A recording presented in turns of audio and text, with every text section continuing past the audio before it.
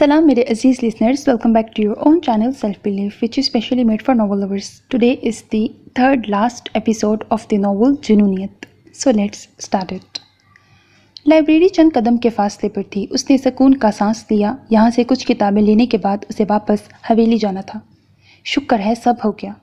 कुछ देर बाद वो सुकून का सांस भरती, कुछ किताबें संभाले लाइब्रेरी से निकलती नजर आई। लाइब्रेरी वाली सड़क खाली पड़ी थी। कोई इक्का दुक्का गाड़ी थोड़ी देर बाद गुजर जाती। वो तेज़ तेज़ कदम उठा रही थी, इस बात से यकसर अनजान कि एक गाड़ी कब से उसके ताक़ुब में थी। आज तो लगता है सारे रिक्शे ख़त्म हो गए हैं। उसने बुड़बुड़ाते हुए सर पर दुपट्टा दुरुस्त किया, फिर निकाब खींच कर दुरुस्त किया। उफ, मारी गई आज तो। तभी कोई गाड़ी उसके पास एक झटके से आ रुकी। उसने ताज्जुब से उस गाड़ी को देखा। पिछला दरवाज़ा खुला और इससे कबल के वो कुछ कह पाती, किसी ने झटके से उसका हाथ थामे उसे गाड़ी के अंदर खींचा। वो तवाज़न बरकरार न रख पाई और लड़खड़ाते हुए अंदर बैठे शख्स के पाँव में गिरी। मगर इससे पहले कि वो उसे देख पाती, वो उसकी आंखों पर पीछे से हाथ रखे क्लोरोफॉर्म में भीगा रुमाल उसकी नाक पर रख चुका था। उसने हिलने और ख़ुद को बचाने की, छुड़वाने की लाख कोशिश की, मगर मुकाबिल की गिरफ्त बहुत मजबूत थी और अगले ही लम्हे वो होश व हवास से बेगाना हो चुकी थी। होश आने पर उसने खुद को एक आम से कमरे में पाया। कुछ लम्हे तो वो बेख्याली में ज़मीन पर पड़ी हवास ठिकाने लाने की कोशिश में लगी रही थी। बेहिम्मत जमा करते हुए कोहनियों का सहारा लिए उठी। लड़खड़ाते हुए वो दरवाजे की जानिब आई। क्लोरोफॉर्म का असर अभी तक बाकी था, तभी वो बार बार मदहोश हो रही थी। अंदर महज एक छोटा सा बल्ब जगमगा रहा था। बहुत ऊंचाई पर बनी खिड़की से नज़र आती तारीकी गहरी रात का पता दे रही थी। यानी उसे यहाँ बेहोश पड़े न जाने कितने घंटे बीत चुके थे। तभी खामोश कमरे में उसे एक और आवाज़ सुनाई दी। उसने गर्दन मोड़े, इधर उधर देखा। नज़र दीवार पर लगी, घड़ी पर पड़ी। घड़ी पर वक्त देखा तो हाथ बेइख्तियार सीने पर रखा। अंधेरी घुप रात, मुकद्दर व इज़्ज़त को निगलती स्याह रात और तारीकी हर सू छाई हुई थी। कोई है? वो इर्द गिर्द देखती चिल्लाई, मगर आवाज़ जैसे हलक में ही दब गई थी। हर सू खामोशी और वहशत का डेरा था। उसकी इज्जत दाव पर थी। रात यहाँ गुजार कर वो पहले की मानंद ही खानदादी रह जाएगी।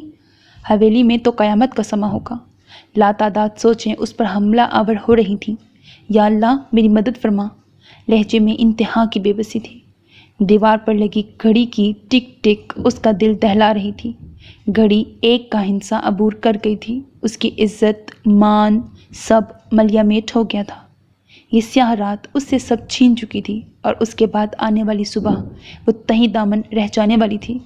इज्जत औरत का वाहिद गहना है, जो छीन लिया जाए तो वो बस एक ढांचा रह जाती है, बगैर लिबास के। ऐसा ढांचा जिस पर सब कीचड़ उछाल सकते हैं। बिखरे बाल, मतूरम आँखें, वो बेबसी की तस्वीर बनी हुई थी। आँखों से गर्म स्याल बहता उलझे बालों और आरज़ों को तर करता जा रहा था। वो उस शख्स को देखना चाहती थी जिसने उसकी इज्जत को खाक में मिलाने में कोई कसर बाकी न छोड़ी थी। उसे खामोश नहीं रहना था। उसे अपने लिए, अपने मोरे, अपने बाबा साईं और दाजी के लिए यहाँ से निकलना था। ये सोच जहन में आते ही वो ज़ोर शोर से दरवाज़ा पीटने लगी। उसे अपना मसीहा खुद बनना था। वो जब से हवेली से वापस लौटी थी, यूं ही खामोश बैठी थी। सना भी पूछ पूछ कर थक चुकी थी, मगर उसने सना को कोई जवाब न दिया। सना अब उनके पास रात नहीं गुजारती थी। काम ख़त्म करते ही 6 बजे वो वापस चली जाती थी। आज भी काम ख़त्म किए अली को खाना खिलाकर वो चली गई। अली, जो सुबह से अपनी माँ की राह देख रहा था, खामोशी से उठकर अंदर कमरे में चला आया। वो बिस्तर पर सुन सी बैठी सामने घड़ी को देख रही थी। वो छोटे छोटे कदम उठाता उसके पास चला आया। किसी तरह जगह बनाए वो उसकी गोद में बैठ गया। मामा। उसकी मीठी सी नरम पुकार पर शानजे चौंकी और डुबडुबाई नज़रों से उसे देखा। आज अगर वो अपना मुंह खोल देती तो क्या हो जाना था। इसके आगे वो मज़ीद सोचना नहीं चाहती थी। फौरन से अली को सीने से लगाए उसके कई बोसे ले डाले। वो बौखलाया, मगर वो रोते हुए उसे चूमती जा रही थी। मामा, क्या हुआ आपको? बाबा की याद आ रही है? मासूमियत से किए सवाल पर उसकी आंखें भरने लगी। क्या था अगर शफक की जगह वो होती? काश उसकी ज़िंदगी में पामीर खान कभी आया ही ना होता। काश उसके माँ बाप ना मरते, ना वो चची के यहाँ आती और ना हवेली आती, ना पामीर खान उसे देखता और ना अपनी जिद पूरी करने के लिए हद से गुजरता। एक शख्स की जिद ने कितने लोगों की जिंदगी बर्बाद की थी, अली की, शानजे की, जरमीने की और शफक की। बेटा, आपके बाबा मर चुके हैं। वो बहुत पहले मर गए थे। मुझे उनकी मौत की खबर आज हुई। वो सपाट लहजे में उसे अपने साथ लिपटाए गोया हुई। पर मामा, सना आंटी ने बताया था मेरे दादा अब्बू भी हैं। उसने सर उठाए उसे देखा। शानजे को बेइख्तियार सना पर गुस्सा आया। वो ऐसा कैसे कर सकती थी? एकदम ही उसे आलमगीर खान के अल्फाज याद आने लगे। उसने अली को खुद से यूं लिपटा लिया, गोया हर सर्द व गर्म से महफूज रखना चाहती हो। वो कहते हैं कि किसी कमी कमीन की औलाद उनकी जायदाद में वारिस नहीं हो सकती। वो खानदानी औरतों की औलाद को वारिस मानते हैं। वो हल्की आवाज में बुड़बुड़ाई। ये बात अली ने बहुत गौर से सुनी थी। माँ की आंख से गिरता हर आंसू उसके दिल पर गिर रहा था। क्या खुशियों पर उनका कोई हक नहीं था? उसने अपनी आंखें जोर से मींची। देख लिया तुमने अंजाम? 2 टके की लड़की को सर पर चढ़ा लिया था, यही होना था। पामीर खान सर झुकाए खड़ा था। वो इस मामले में कुछ नहीं कह सकता था। आज शान से उसे लाजवाब करके जा चुकी थी। उस 2 टके की कमी कमीन की इतनी हिम्मत के मुझसे सरदार आलमगीर खान से हक मांगने आई थी। उनका गुस्सा किसी तौर कम होने का नाम नहीं ले रहा था। वो कमरे में इधर उधर चक्कर काटते इंतहाई बेचैन थे। बाबा साईं, जो होना था हो गया, छोड़े ये किस्सा, मैं उसे समझा दूंगा। पामीर खान बिलाखिर आज बोलने के काबिल हुआ, मगर आलमगीर खान ने रुक कर उसे सख्त नजरों से घूरा। क्या समझते हो तुम, मैं बेवकूफ हूं? ये कभी खत्म नहीं हो सकता। ये किस्सा खत्म नहीं हो सकता। क्या मैं तुम्हारी औलाद के बारे में नहीं जानता हूँ? एक एक बात की खबर है मुझे। जिस दिन वो पैदा हुआ उस दिन से लेकर अब तक। वो उसकी आंखों में देखते गैजो गजब से बोले। पामीर खान ने थूक निकला। वो भूल गया था आलमगीर खान उसका बाप है। हर मामले में उससे 4 हाथ आगे। बाबा साईं, माफी। वो उनके आगे हाथ जोड़ते हुए बोला। मुझसे गलती हो गई, मुझे एहसास है। बच्चा नहीं होना चाहिए था, उसने शर्मिंदगी से कहा। उन्होंने हंकारा भरा, फिर सोफे पर जा बैठे। टांग पर टांग चढ़ाए उन्होंने सुगार सुलगाया। पर आपने ऐसा क्यों जाहिर किया कि आप बच्चे के बारे में कुछ नहीं जानते? वो हैरानगी से उनके सामने आ बैठा। देखा नहीं था तुमने? वो छोकरी मोहब्बत के हाथों मजबूर होकर नहीं, ममता के हाथों मजबूर होकर आई थी। माँ के लिए औलाद से अहम कोई नहीं होता। मैंने बिल्कुल सही जगह वार किया था कि वो बेबस होकर खामोशी से चली गई थी। अब मैं जानता हूँ वो जिंदगी भर यहाँ लौट कर वापस नहीं आएगी, ना कभी भूले से उस बच्चे के सामने हमारा जिक्र करेगी। तो इस मौजू को तुम बंद समझो। उन्होंने गहरा कश लगाया। पामीर ने सर हिला दिया। लेकिन वो बीवी, वो बोलने लगा। जब हाथ उठाकर उन्होंने उसे टोका। कैसी बीवी खान, जिसके पास तुम 2 साल से नहीं गए? सवाल दागा गया। बाबा साईं, मेरी शादी हो गई थी, मैं मसरूफ था। उसने नजरें चुराते हुए कहा। तो ऐसा क्यों है कि तुम अब वहां पलटते नहीं? उसे खामोश बैठा देखकर वो बोलने लगे। देखो, गलतियां हम सब कर देते हैं, ऐसा नहीं कि मुझसे गलतियां नहीं हों। अक्लमंद वही है जो पीछे कोई ब्रैकेट रुके और गहरा कश लिया, फिर धुआं छोड़ा, सबूत ना छोड़े। मगर उसने नासमझी से उनकी जानिब देखा, मगर वो हाथ के इशारे से उसे बोलने से मना किए दोबारा बोलने लगे। वो तुम्हारी जिद थी, तुमने पूरी कर ली। ठीक है, अब और क्या चाहिए? तुम्हारे लिए, उसके लिए, हमारे लिए यही बेहतर है कि तुम उसे तलाक दे दो। उसे शादी करनी होगी तो वो कहीं और कर लेगी हमारी बला से, मगर तलाक इस खानदान की बका के लिए जरूरी है। तुम इस कबीले के होने वाले सरदार हो, और अगर तुम ही किसी कमी कमीन के साथ जुड़े रहोगे तो मजबूरन ये दस्तार मुझे दयार खान के सर पर सजानी होगी। उन्होंने कत्तई लहजे में कहा। उसने हैरानगी से उन्हें देखा। बाबा साईं, दस्तार पर मेरा हक है, उसने गोया फैसला दिया, जैसे ये सदियों से ही तय था। दस्तार भी खानदानी लोगों का हक है। तुम तो उस कमी को पल्लू से बांधे भी दस्तार के ताबेदार हो रहे हो। तुम्हारे पास 1 हफ्ता है, या तो उसे तलाक दे दो या फिर दस्तार से दस्तबरदार हो जाओ। और वो रुके और उसकी आंखों में झांका। शायद हमें तुम्हें आंख भी करना पड़े। उनकी आखिरी बात पर उसने हैरत से उनकी जानिब देखा। ये जुल्म, वो मजीद बोलता, मगर उन्होंने हाथ उठाए उसे टोका। 1 हफ्ता। शॉल क्रोफर्ड से झटकते वो वहां से निकल गए। पामीर ने सर हाथों में गिरा लिया। पीछे कुआं था, تو آگے کھائی۔ اسے زرمینے کا فون آیا تھا۔ وہ خاموش رہی۔ سارا وقت زرمینے بولتی رہی۔ وہ خاموشی سے ہوں ہاں کرتی رہی۔ تم اپنے حق کے لیے کھڑے ہونا نہیں جانتی؟ اس نے نہایت غصے سے پوچھا تو بغیر کچھ کہے اس نے فون رکھ دیا۔ منہ پر ہاتھ جمائے اس نے اپنی سسکیوں کا گلا گھونٹا۔ زرمینے مجبور اور لاچار ماں سے کہہ رہی تھی کہ وہ ہمت سے کام لے۔ جس کے سب پر کاٹ دیے ہوں اسے حق کے لیے کھڑے ہونے کا بتا رہی تھی۔ ایک دم ہی اس کا جی متلایا، دل بھاری سا ہوا۔ وہ غسل خانے کی جانب دوڑی۔ اسے زوردار متلی آئی تھی۔ اپنے شک کو جانچنے کہ آیا وہ گمان ہی ہے یا حقیقت۔ اسے کل ہسپتال جانا تھا۔ وہ فیصلہ کر چکا تھا اور یہ فیصلہ اس کے لیے مشکل ہرگز نہ تھا۔ ایک جانب ماضی کی غلطی اور ایک جانب اس غلطی کو نہ سنوار کر تباہ حال مستقبل۔ پوری رات سوچوں میں گزری۔ صبح تک وہ ایک فیصلہ کر چکا تھا، مضبوط فیصلہ۔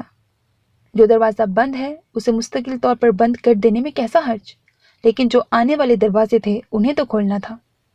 اس کے لیے ماضی کے دروازے بند ہونا لازم تھے۔ سکوت میں ڈوبی ہر شے ماتم کنا تھی۔ ہر سو چھائی خاموش صبح خان حویلی پر اتری۔ خاموشی سب نکلنے کے در پر تھی۔ وہ مردان خانے سے نکلا۔ کڑکڑاتے کالے کرتے شلوار میں بھوری شال کندھوں پر جمائے وہ کرسی پر بیٹھے عالمگیر خان کی جانب چلا آیا۔ ان کے پہلو میں ہی احمد کھڑا تھا۔ غالباً وہ ڈیرے کا حساب کتاب لینے آیا تھا۔ پامیر کو اپنی جانب آتا دیکھ کر عالمگیر خان سیدھے ہو کر بیٹھے۔ احمد نے بھی سر اٹھا کر اسے دیکھا۔ قریب آنے پر سلام کیا۔ اس نے سر کے اشارے سے جواب دیا، پھر 2 انگلیوں سے اشارہ کیا۔ اشارہ پاتے ہی وہ وہاں سے ہٹ گیا۔ عالمگیر خان خاموشی سے اس کی جانب دیکھ رہے تھے۔ ان کے سامنے کرسی کھینچ کر وہ اس پر بیٹھا۔ دونوں ہاتھوں کی انگلیاں باہم پھنسائے اس نے نظر اٹھا کر عالمگیر خان کی جانب دیکھا۔ دستار پر میرا حق ہے اور میرا حق ہی رہے گا، وہ مضبوط لہجے میں بولا۔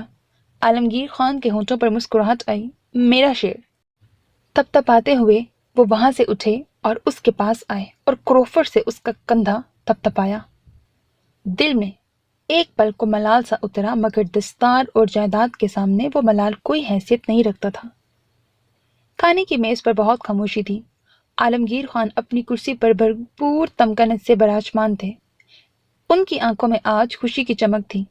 پامیر خان بے تاثر بیٹھا تھا۔ چہرہ ہر طرح کے جذبات سے عاری تھا۔ شفق کمرے میں تھی۔ اپنی حالت کے پیش نظر وہ زیادہ تر وقت کمرے میں گزارتی۔ ان کے ہاں دوسرے بچے کی آمد متوقع تھی۔ بی جان کبھی عالمگیر خان کو دیکھتی تو کبھی پامیر خان کو۔ بلاخر ان کے ضبط کا پیمانہ چھلک گیا۔ وہ کھنکھاری تو عالمگیر خان نے ان کی جانب دیکھا۔ بے دلی سے سر جھکائے بیٹھی زرمینے کا دل بھی بوجھل ہو رہا تھا۔ اس چھوکری کے بارے میں کیا سوچا ہے، اب کیا ہوگا؟ بی جان کے طرز تخاطب پر زرمینے کا دل خون کے آنسو رونے لگا۔ سر اٹھا کر اس نے پامیر خان کی جانب دیکھا جو سکون سے کھانا کھانے میں مصروف تھا۔ اسے کوئی فرق نہیں پڑتا تھا، نہ شانزے سے نہ اس کی بے معنی ذات سے۔ رخ موڑے عالمگیر خان کی جانب دیکھا جو بی جان کے سوال پر محظوظ انداز میں مسکرائے، مونچھوں کو تاؤ دیا اور گھمنڈ سے گویا ہوئے غلطیاں سب کرتے ہیں، اور وہ میرے پامیر خان کی جوانی کے دور کی بے تکی سی غلطی تھی جس پر اب یہ شرمندہ ہے نا پامیر خان؟ انہوں نے پامیر کی جانب دیکھا، گویا تصدیق چاہی۔ جی جی بابا سائیں ایسا ہی ہے، وہ مسکراتے ہوئے بولا۔ زرمینے کے دل کو کچوکا لگا۔ وہ دل میں ڈھیروں نفرتیں لیے ان روایات کے پاسداروں کو دیکھتی رہی۔ ماشاءاللہ یہ تو بڑی خوشی کی بات ہے، میں اسی خوشی میں صدقہ وار دوں اپنے بچے کا، انہوں نے صدقے واری جاتے ہوئے کہا۔ زرمینے کا دل دکھ رہا تھا۔ اس نے نظریں اٹھائے شکوہ کنہ انداز میں بغدار خان کو دیکھا جس نے نظروں ہی نظروں سے اسے پرسکون رہنے کا اشارہ کیا۔ وہ بے بسی سے اسے دیکھ کر رہ گئی۔ ایک دم ہی جیسے حویلی والوں کو واپس زندگی مل گئی تھی، ورنہ اس روز سے بی جان بستر پر بڑی تڑپ رہی تھی۔ نہ ادھر کا ہوش تھا نہ ادھر کا۔ اب بھی نقاہت ہونے کے باوجود وہ کھانے کی میز پر آئی تھی۔ انہوں نے نہ جانے کتنی بار زرمینے کو بلاوا بھیجا تھا، مگر زرمینے جانتی تھی ان کے پاس آنا ہے تو ان کے ڈھیروں سوالات کا جواب دینا ہوگا، اسی لیے وہ ہر بار کوئی نہ کوئی بہانہ بنائے ٹال رہی تھی۔ وہ تو خود سے خفا تھی، خود سے شرمندہ، خود سے روٹھی ہوئی تھی۔ کسی کی زندگی تباہ کرنے میں اس نے پامیر خان کا ساتھ دیا تھا۔ شرمندگی حد سے سوا تھی۔ کسی اور کو کیا جواب یا تسلی دیتی؟ تو خان تم طلاق دے رہے ہو، بغداد خان نے جانچتی نظروں سے اسے دیکھ کر سوال داغا۔ ظاہری سی بات ہے۔ اس نے کندھے اچکائے۔ عالمگیر خان نے عالم فخر میں اس کا کندھا تھپتھپایا۔ یہ ہوئی نا بات؟ وہ کمی ان کی بات بیچ میں ہی رہ گئی جب کرسی کھسکا کر وہ کھڑی ہوئی۔ 2 سالوں کا غبار شاید آج نکل جانا تھا۔ بس وہ گرائی۔ عالمگیر خان نے حیرت سے اس کی جانب دیکھا۔ اتنی ہی حیرانی سب کے چہروں پر تھی۔ اب اگر کسی نے میری شانزے کو کمی کمین کہا تو باخدا میں اس کا حشر برا کر دوں گی۔ میں اس پر جینا حرام کر دوں گی۔ ارے کمی نچلی ذات کے لوگ نہیں، نچلی سوچ والے لوگ ہوتے ہیں جو کہ آپ سب ہیں، اور یہ گھٹیا انسان۔ اس نے انگلی اٹھا کر سب کی جانب اشارہ کیا۔ اس سے پہلے وقدار اس کی جانب آتا، پامیر خان نے اس کے چہرے پر تماچا رسید کیا۔ کیا بک رہی ہو؟ پھر بکو۔ بابا سائیں اور مور چاند سے ایسے بات کرو گی؟ مجھے ایسے کہو گی؟ وہ ابھی ایک تھپڑ سے نہ سنبھلی کہ پامیر خان نے دوسرا تھپڑ بھی دے مارا۔ اس سے پہلے کہ وہ نیچے گرتی، بختار عالمگیر خان کے روک دینے پر بھی دوڑ کر آیا اور اسے پکڑا۔ میری بیوی ہے یہ، ہمت کیسے ہوئی اسے ہاتھ لگانے کی؟ بختار خان نے زوردار گھونسا اس کے منہ پر دے مارا۔ پامیر نے ہونٹ سے نکلتا خون صاف کیا۔ کمینے، تیری یہ جرت؟ وہ دونوں بری طرح گتھم گتھا ہو رہے تھے۔ بیچ جان تیزی سے دونوں کے درمیان آئی۔ بس کر جاؤ، خدا کا واسطہ ہے۔ انہوں نے ہاتھ جوڑے۔ وقتار نے شرمندہ ہو کر ان کے بندے ہاتھ کھولے۔ مجھے گناہ گار نہ کریں، انہوں نے بے بسی سے کہا، پھر زرمینے کا ہاتھ پکڑے انہیں لیے وہاں سے چل دیے۔ وہ پچھلے 4 دنوں سے اس لمحے کے لیے خود کو بار بار تیار کر چکی تھی، مگر اب جب وہ لمحہ، وہ قیامت کا دن آن پہنچا تو وہ جیسے بے حس ہو گئی۔ نہ محبت، نہ نفرت، نہ دکھ، نہ تکلیف، نہ درد، نہ کوئی احساس۔ کچھ بھی تو اس میں پیدا نہیں ہو پا رہا تھا۔ اس نے کوشش کی کہ آنکھوں سے چند آنسو بہہ جائیں، مگر یوں لگتا تھا کہ یہ آنسو کب سے خشک ہو چکے ہیں۔ دل کی زمین اس بے وفا کی بے وفائی پر ایک لمحے میں ہی بنجر ہو کر رہ گئی تھی۔ وہ عالمگیر خان کے ہمراہ آیا تھا، طلاق دی، اپنی اونچی گاڑی میں بیٹھا اور چلا گیا۔ وہ کمی تھی تو طلاق کی قیمت، اس گھر کی صورت اس کے منہ پر مارے وہ جا چکا تھا۔ وہ بس چپ چاپ بیٹھی تھی۔ جس شخص کے لیے کبھی وہ ساری دنیا تھی، آج وہ ساری دنیا کے لیے اسے ٹھوکر مارے جا چکا تھا۔ نہ جانے کتنے لمحے وہ یوں ہی بیٹھی رہی۔ دل میں کوئی تکلیف نہ تھی، ساری تکلیف روح کو محسوس ہو رہی تھی۔ وہ یک ٹک فرش کو گھور رہی تھی۔ پامیر خان نے نہ جانے اس سے کون سا بدلہ لیا تھا، اس کے اپنوں کو اس سے دور کر کے اس کا اپنا بنا اور پھر اسے ہی تنہا چھوڑ دیا۔ لاتعداد سوچیں ذہن میں گردش کر رہی تھی۔ لالا تم سے بہت محبت کرتے ہیں پگلی، وہ حویلی لے آئیں گے تمہیں۔ وہ تو بہت خوش تھے، ملنے آئیں گے تم سے جب تم حویلی آؤ گی۔ میری ضد ہو تم۔ زرمینے کی آواز گونج رہی تھی تو کبھی پامیر کی، کبھی معاف نہیں کروں گی میں، کبھی نہیں، وہ چیخی اور پھر خود کو مسلسل مارتی چیختی گئی۔ حویلی حویلی حویلی، وہ پاگلوں کی طرح ہنس رہی تھی۔ علی نے کمرے کا ادھ کھلا دروازہ بند کیا اور خاموشی سے جا کر بستر پر چت لیٹ گیا۔ وہ دروازہ پیٹ پیٹ کر اور چیخ چیخ کر تھک چکی تھی، مگر اسے کوئی راہ سجائی نہ دے رہی تھی۔ وہ پورا کمرہ دیکھ چکی تھی مگر اسے کوئی موبائل نہ ملا، نہ کھڑکی اندر سے کھلتی تھی، نہ غسل خانے کی کھڑکی اندر سے کھل سکتی تھی۔ بالآخر تھک ہار کر وہ فرش پر آ بیٹھی، کسی ہارے ہوئے جواری کے مانند۔ اس کا جی چاہا وہ دھاڑے مار مار کر روئے، مگر حلق خشک ہو چکا تھا۔ گھڑی صبح کے 7 بجا رہی تھی۔ اسے یہاں چلاتے کوشش کرتے کتنے گھنٹے بیت چکے تھے۔ اس کا دل بھرنے لگا، نہ جانے پلوشے کی کیا حالت ہوگی، اور بی جان، داجی، مور جان، اسفند، اس کے بابا سائیں اور باقی سب۔ تبھی دروازے کے لاک میں چابی ڈالی گئی۔ وہ سیدھی ہو کر بیٹھی، آنسو صاف کیے، چہرہ ڈھکا۔ کچھ ثانیے بعد دروازہ چڑ کی آواز سے کھلا۔ اس کا دل تیزی سے دھڑکنے لگا۔ اندر آنے والا شخص اس کی زندگی میں تباہی لے آیا تھا۔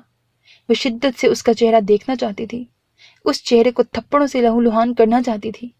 اندر قدم رکھنے والے شخص کو دیکھ کر اس نے بستر کی چادر کو مضبوطی سے تھاما۔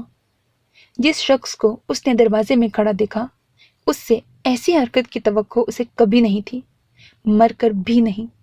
بے ساختہ اس کے منہ سے نکلا، آپ؟ بے یقینی کے عالم میں وہ اسے دیکھ رہی تھی، یک ٹک، بنا پلک جھپکے۔ مقابل کے چہرے پر جاندار مسکراہٹ تھی، سب فتح کر لینے کی مسکراہٹ۔ وہ حیرانی سے اسے دیکھ رہی تھی۔ جس کے چہرے پر چانددار مسکراہٹ سجی ہوئی تھی۔ آپ ایسا کیسے کر سکتے ہیں اور کیوں کریں گے؟ وہ بے یقینی سے بڑبڑائی، جبکہ مقابل جیبوں میں ہاتھ ڈالے بے نیازی سے چلتا اس کے سامنے آ کھڑا ہوا۔ اسے گئے 3 گھنٹے ہونے کو آئے تھے مگر ابھی تک وہ لوٹی نہ تھی۔ مارے پریشانی کے پلوشے کا برا حال تھا۔ وہ بستر پر کمبل سر تک ڈالے لیٹی تھی، نظریں سامنے کلاک پر تھیں۔ وہ بری طرح کانپ رہی تھی۔ افتنان، آ جاؤ، کیوں میرا برا حشر کروانے والی ہو؟ وہ بڑبڑائی۔ تبھی دروازہ کھولے کوئی اندر آیا۔ پلوشے نے کمبل زور سے مٹھی میں دبوچ لیا۔ یا اللہ، افتنان ہو، یا اللہ رحم، اس نے دل سے دعا کی، مگر فرح خانم کی آواز پر وہ سن رہ گئی۔ دیکھو ذرا اس لڑکی کے کام، 2 دن بعد تقاریب کا آغاز ہونے والا ہے اور یہ کیسے لیٹی پڑی ہے۔ اٹھو افتنان، بے فکروں کی طرح تم سو رہی ہو۔ کمرے کی کیا حالت بنا رکھی ہے، توبہ! اٹھ جاؤ ورنہ بی جان کو لے آؤں گی یہاں۔ وہ مسلسل بولتی بستر کے قریب ہی چلی آئی۔ مر گئی، پلوشے بڑبڑائی۔ افتنان بچے، انہوں نے کمبل اس پر سے اتارا۔ اللہ پوچھے تم سے افتنان۔ اس نے ہونٹ دانتوں تلے دبائے، زور سے مٹھیاں بند کر لی۔ فرح خانم نے بڑبڑاتے ہوئے کمبل سمیٹا، پھر اس کا کندھا ہلایا۔ ادھر منہ کرو، جانتی ہوں جاگ رہی ہو، اب تک ناراض ہو۔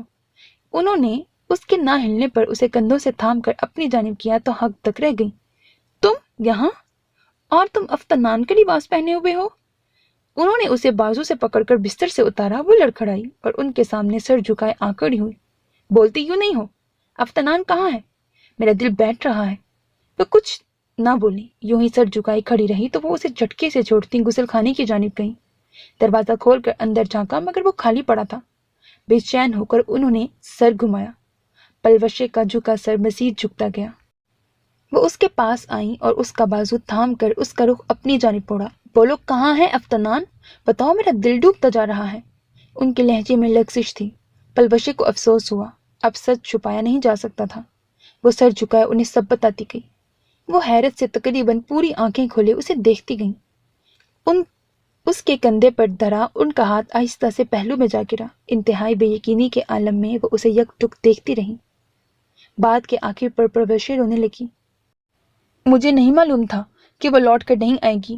وہ شادی سے خوش نہیں تھی، لگتا ہے وہ حویلی چھوڑ گئی ہے۔ پلوشے سوں سوں کرتے بولی۔ وہ بستر پر ڈھہ سی گئی۔ میری افتنان ایسا نہیں کر سکتی۔ اگر وہ کتاب لینے ہی گئی تھی تو ضرور لوٹ آئے گی۔ انہوں نے اپنے آنسو پوچھے اور خود کو حوصلہ دیا۔ پلوشے نے نفی میں سر ہلایا۔ 3 گھنٹے گزر چکے ہیں، اب تک اسے لوٹ آنا چاہیے تھا مگر وہ نہیں آئی۔ میری بات مانے، اسفند لالا کو ساری صورتحال سے آگاہ کر دیتے ہیں۔ اب وہی کچھ کر سکتے ہیں اور وہی افتنان کو واپس لا سکتے ہیں، ورنہ بہت دیر ہو جائے گی۔ خدا نخواستہ اگر… فرح خانم نے نظریں اٹھا کر اس کی جانب دیکھا۔ وہ خاموشی سے سر جھکا گئی۔ تمہاری بھی غلطی ہے، تم مجھے بتا نہیں سکتی تھی۔ آپ افتنان کی باغی طبیعت سے واقف ہیں، وہ کبھی بھی مجھے اس بات کی اجازت نہ دیتی، الٹا شاید عمر بھر کے لیے ناراض ہو جاتی۔ اس نے ادھر ادھر دیکھتے ان سے نظریں چرائیں۔ کچھ ثانیے بعد ان کی جانب دیکھا۔ وہ گھور رہی تھیں، پرسوچ نظروں سے زمین کو دیکھنے لگی۔ بڑی امی، اس نے ہچکچا کر انہیں پکارا۔ وہ چونکی اور پریشانی سے اس کی جانب دیکھا۔ مجھے بی جان اور داجی سے ڈر محسوس ہو رہا ہے، وہ معصومیت سے بولی۔ انہوں نے ہنکارا بھرا۔ مجھے ابھی اسفند کے پاس جانا ہوگا، اسے حالات کی کشیدگی کے بارے میں آگاہ کرنا ہوگا۔ تم ایسے ہی بیٹھ جاؤ اور چہرہ ڈھانپ لو، پریشان نہ ہونا، کوئی آ جائے تو غسل خانے میں چلی جانا۔ اسے مؤثر حل پیش کرنے کے بعد وہ جس طرح آئی تھیں ویسے ہی واپس چلی گئیں۔ یا اللہ، افتنان خیریت سے ہو، اس نے پریشانی سے دعا کی، پھر گھونگھٹ نکالے بستر پر بیٹھ گئی۔ وہ یک ٹک اسے دیکھ رہی تھی، جو کمال اطمینان سے کھڑا تھا، جس سے اب تک وہ ایک بار ملی تھی، جسے اس نے اتنا اچھا گردانا تھا، وہ کیا نکلا؟ وہ بے یقین تھی، وہ کبھی ایسا سوچ بھی نہیں سکتی تھی۔ آخر کو المیر وقتار خان سے اس کی کیا دشمنی تھی؟ حیران ہو بہت، میں جانتا ہوں، اور ہونا بھی چاہیے۔ آخر کو عام سے المیر نے تمہیں کیوں اغوا کر دیا، وہ بھی عین تمہاری شادی سے 2 دن پہلے؟ انگوٹھی کو انگلی میں ہی گول گول گھماتے وہ ڈریسنگ کے ساتھ ٹیک لگائے پرسکون سا کھڑا تھا۔ کیوں؟ وہ بے یقینی سے بڑبڑائی اور اس کے سامنے آ کھڑی ہوئی۔ مجھے واپس لے جائیں، مجھے حویلی لے جائیں۔ بہت بےہودہ مذاق ہے یہ، بہت ہی زیادہ۔ وہ گرائی۔ وہ محظوظ انداز میں مسکرایا۔ I like it۔ हल्की सी मुस्कुराहट, लेकिन मुस्कुराहट में एक सर्द अंदाज छुपा हुआ था। अफ्तनान ने बेयकीनी से नफ़ी में सर हिलाया। नज़रों के सामने नरमी से बात करता अलमीर आया, जो शाइस्ता अंदाज में उससे गुफ्तगू कर रहा था। यकायक मंजर तब्दील हुआ। अब की बार सामने खड़ा शख्स कोई और था, एक बिल्कुल मुख्तलिफ इंसान। वो तंजिया मुस्कुराहट और तासुरात। उसने मुंह पर हाथ रखे हैरानी कम करनी चाहिए। क्यों किया ऐसा? उसने अटकते हुए पूछा। मैंने तो कुछ नहीं किया। लेकिन जानती हो, हवेली में कयामत आ गई है, सब परेशान हैं। मैं सारा मंजर देखकर, सबकी बेबसी देखकर और इस सब से लुत्फ उठाकर यहाँ आया हूँ। बहुत बदनामी होगी। वो नॉर्मल अंदाज में बोला, लहजे में तंज भी था। अफ्तनान का दिल धक से रह गया, मगर वो बोल नहीं वाली थी जब एक जस्त में वो उसके करीब आकर एक झटके से उसका बाजू थमा। अफ्तनान को उसकी उंगलियां अपने बाजू में बेवस्त होती महसूस हुई। कमाल जब्त से होंठ दांतों में दबाए उसने नजरें उठाकर उसकी जानिब देखा, जो महजूज अंदाज में मुस्कुरा रहा था। शेफ में मौजूद डिम्पल भी झलक दिखा रहा था। छोड़े मेरा हाथ, झूठे इंसान। अभी कह रहे हैं कि कुछ नहीं किया। यकीन जानो, उसने सर्द लहजे में कहा। अफ्तनान की रीढ़ की हड्डी में सनसनाहट हुई। उसने बेसाख्ता नजरें उठाकर उसकी जानिब देखा। यकीन जानो, अभी मैंने कुछ नहीं किया। जो मेरे साथ या मेरी मोरजान के साथ हुआ, ये उसका 1% भी नहीं। सुना तुमने? 1% नहीं। झटके से उसका बाजू छोड़ा। वो गिरते गिरते संभली। कौन है आप? वो हकलाई। इससे तुम्हारा कोई मतलब नहीं, वो बेतासुर लहजे में बोला और खिड़की के पास जाकर खड़ा हुआ। अफ्तनान ने गुस्सा जब्त किया, तेजी से उसके करीब आई, उसका बाजू पकड़कर उसका रुख अपनी जानिब किया। उसकी आंखों में झांकते हुए वो गुर्राई, इज्जत मेरी दांव पर लग गई है। उठाकर मुझे यहाँ लाया गया है। पूरी रात यहाँ मैंने गुजारी है, और किस अजियत से गुजारी है ये मैं ही जानती हूँ। और अलमीर बख्तार खान, आपका कहना है कि इससे मेरा कोई ताल्लुक नहीं? मेरा इससे कोई ताल्लुक नहीं। मुझे ये जानने का हक भी नहीं कि मुझे यहाँ क्यों लाया गया। मुझे उठा कर लाने वाले का मकसद क्या है? इसमें मेरा क्या कसूर है? उसकी गिरेबान पर हाथ डाले, वो आंखों में आंखें डाले, हर लफ्ज चबा चबा कर कह रही थी। अलमीर बख्तार खान को सामने खड़ी वो लड़की अपनी उम्र से बहुत बड़ी मालूम हुई। उसने एक झटके से अपना गिरेबान उसकी नाजुक गिरफ्त से छुड़वाया। मर्द के गिरेबान पर हाथ नहीं डालते मिस अफ्तनान दयार खान, कभी भी नहीं। उसका लहजा सख्त तपिश लिए हुए था। अफ्तनान सुन खड़ी उसे देख रही थी। जब वो मजीद बोल उठा, तुम्हारा कसूर यही है कि तुम आलमगीर खान की लाडली पोती हो और पामीर खान के बेटे की होने वाली बीवी थी पर खासा जोर दिया। यही है तुम्हारा कसूर। वो नासमझी से उसकी जानिब देख रही थी। कुछ भी पल्ले नहीं पड़ रहा था। मुझे पढ़ने की कोशिश मत करो अफ्तनान दयार खान। मेरे वजूद में इतनी अनदेखी आग है कि तुम जल कर राख हो जाओगी। अफ्तनान को लगा वो इस शख्स को पढ़ नहीं पाएगी। वो शख्स उसकी सोच से भी ज्यादा गहरा था। उसे यूं ही खड़ा छोड़कर वो जा चुका था। दरवाजा बंद होने पर उसे होश आया, मगर बहुत देर हो चुकी थी। शायद वो जा चुका था। उसके लिए फरार का कोई रास्ता नहीं था। वो बेबसी से वहीं जमीन पर बैठ गई। दिमाग में अलमीर की बात गूंज रही थी, तुम्हारा कसूर यही है कि तुम आलमगीर खान की लाडली पोती हो। वो ऐसा कैसे कर सकती थी? क्या वो इतनी नासमझ है? वो बगैर ड्राइवर के हवेली से बाहर कैसे निकल सकती थी? सोच सोच कर उसका दिमाग फट रहा था, वो किसी मुसीबत में न फंस जाए। असफंद को उस पर इंतहा से ज्यादा गुस्सा आ रहा था। दिल कर रहा था कि वो सामने होती तो वो अच्छे से उसका दिमाग ठिकाने पर लगाता। उसे रह रह कर फरा खानम की वो पुरनम आंखें याद आ रही थीं, जिनमें इल्तिजा ही इल्तिजा थी। बेटा, वो बहुत मासूम है, उसे खैरियत से वापस ले आओ, उसे ढूंढ लो बेटा। असफंद का अपना दिल बैठता जा रहा था। वो उसके कॉलेज, लाइब्रेरी, उसके दोस्त के घर भी देख चुका था, मगर वो कहीं नहीं थी। हर गुजरते लम्हे उसका दिल बैठता जा रहा था। बाहर छाई तारीकी से उसे वहशत हो रही थी। आप ऐसा कैसे कर सकती हैं? वो हल्की आवाज में बुड़बुड़ाया। आंखें शिद्दते ज़ब्त से सुर्ख पड़ गई थीं। या अल्लाह, वो नासमझ हैं, उन्हें अपने हिफ्ज़ो अमान में रखना। होंठ दांतों में दबाए उसने खुद पे काबू पाना चाहा। दिल बेचैन हो रहा था। वो उसे हर जगह ढूंढ चुका था। पुलिस में रिपोर्ट करवाने का मतलब पूरे गांव में मशहूर कर देना था कि सरदार आलमगीर खान की पोती और सरदार असफंद पामीर खान की होने वाली बीवी हवेली में नहीं है। बिलाखिर गहरा सांस खींचते उसने गाड़ी हवेली के रास्ते पर डाल दी। उसे ढूंढना अब उसके बस की बात न थी। उसकी तलाश में इधर उधर घूमते उसे 5 घंटे बीत चुके थे, मगर कोई फायदा न हुआ। वो कमाल जब्त से खुद पर पहरे बिठाए हुए था। अब बेहतर यही था कि वो दादी से मशवरा करे और फिर वो मिलकर उसे ढूंढे। उसने गाड़ी की रफ्तार बढ़ा दी। उसे जल्द अज जल्द हवेली पहुंचना था। बाहर रात की तारीकी छा गई थी, गहरी तारीकी, सब निगलती खामोश तारीकी। किधर है अफ्तनान? आलमगीर खान लाउंज में खड़े चिल्लाए। असफंद ने दौड़कर उन्हें काबू करना चाहा। दादी बात सुने, मेरी बात तो सुने। असफंद उन्हें संभालने की कोशिश में हलकान हो रहा था। हमें मत सिखाओ कि हमें क्या करना है, अफ्तनान को बुलवाओ। वो धाड़े। दरो दीवार उनकी धाड़ से गूंज उठे। बी जान तपाई पर बैठी इस बात पर हैरानी से फराह खानम की जानिब देखने लगी, जो अभी कमरे से आई थी और जो कुछ देर पहले बेटी की रुखसती को लेकर रो रही थी, मगर अब बी जान को मामला कुछ कुछ समझ आने लगा। दादी तहम्मुल। पामीर खान भी जनान खाने में चले आए। फराह खानम चेहरा पहले ही ढक चुकी थी। हुआ क्या है? बी जान ने पान थूका और डंडा कुछ फासले पर पड़े नौफल को हल्के से मारकर अपनी जानिब मुतवज्जा किया। वो बीजान, वो नौफल ने थूक निकला। अब कैसे बीजान को परेशान कर देता? कुछ बोल भी चुको, मेरा दिल बैठता जा रहा है। उन्होंने सीना मसलते हुए बेचैन लहजे में पूछा। नौफल ने हरफ हरफ सारी बात बयान कर दी, जो अभी लाउंज में असफंद ने दादी से की थी। उसका कहना था कि सब चलकर उसे ढूंढते हैं। उसे पूरा यकीन था कि वो अगवा हुई है। बी जान का चेहरा जट पड़ गया। होश में आते ही वो तपाई से उठ खड़ी हुई। देखा आपने, इस दिन से डरती थी मैं। इसका बागी रवैया डराता था मुझे कि ये जरूर कोई गुल खिलाएगी। देख लिया? बी जान करोफर से बोली, लहजे में तनफुर ही तनफुर था। नहीं, मेरी बेटी ऐसी नहीं है मोरजान। दया खान परेशान थे, मगर इस वक्त उन्हें बेटी का दिफा करना था।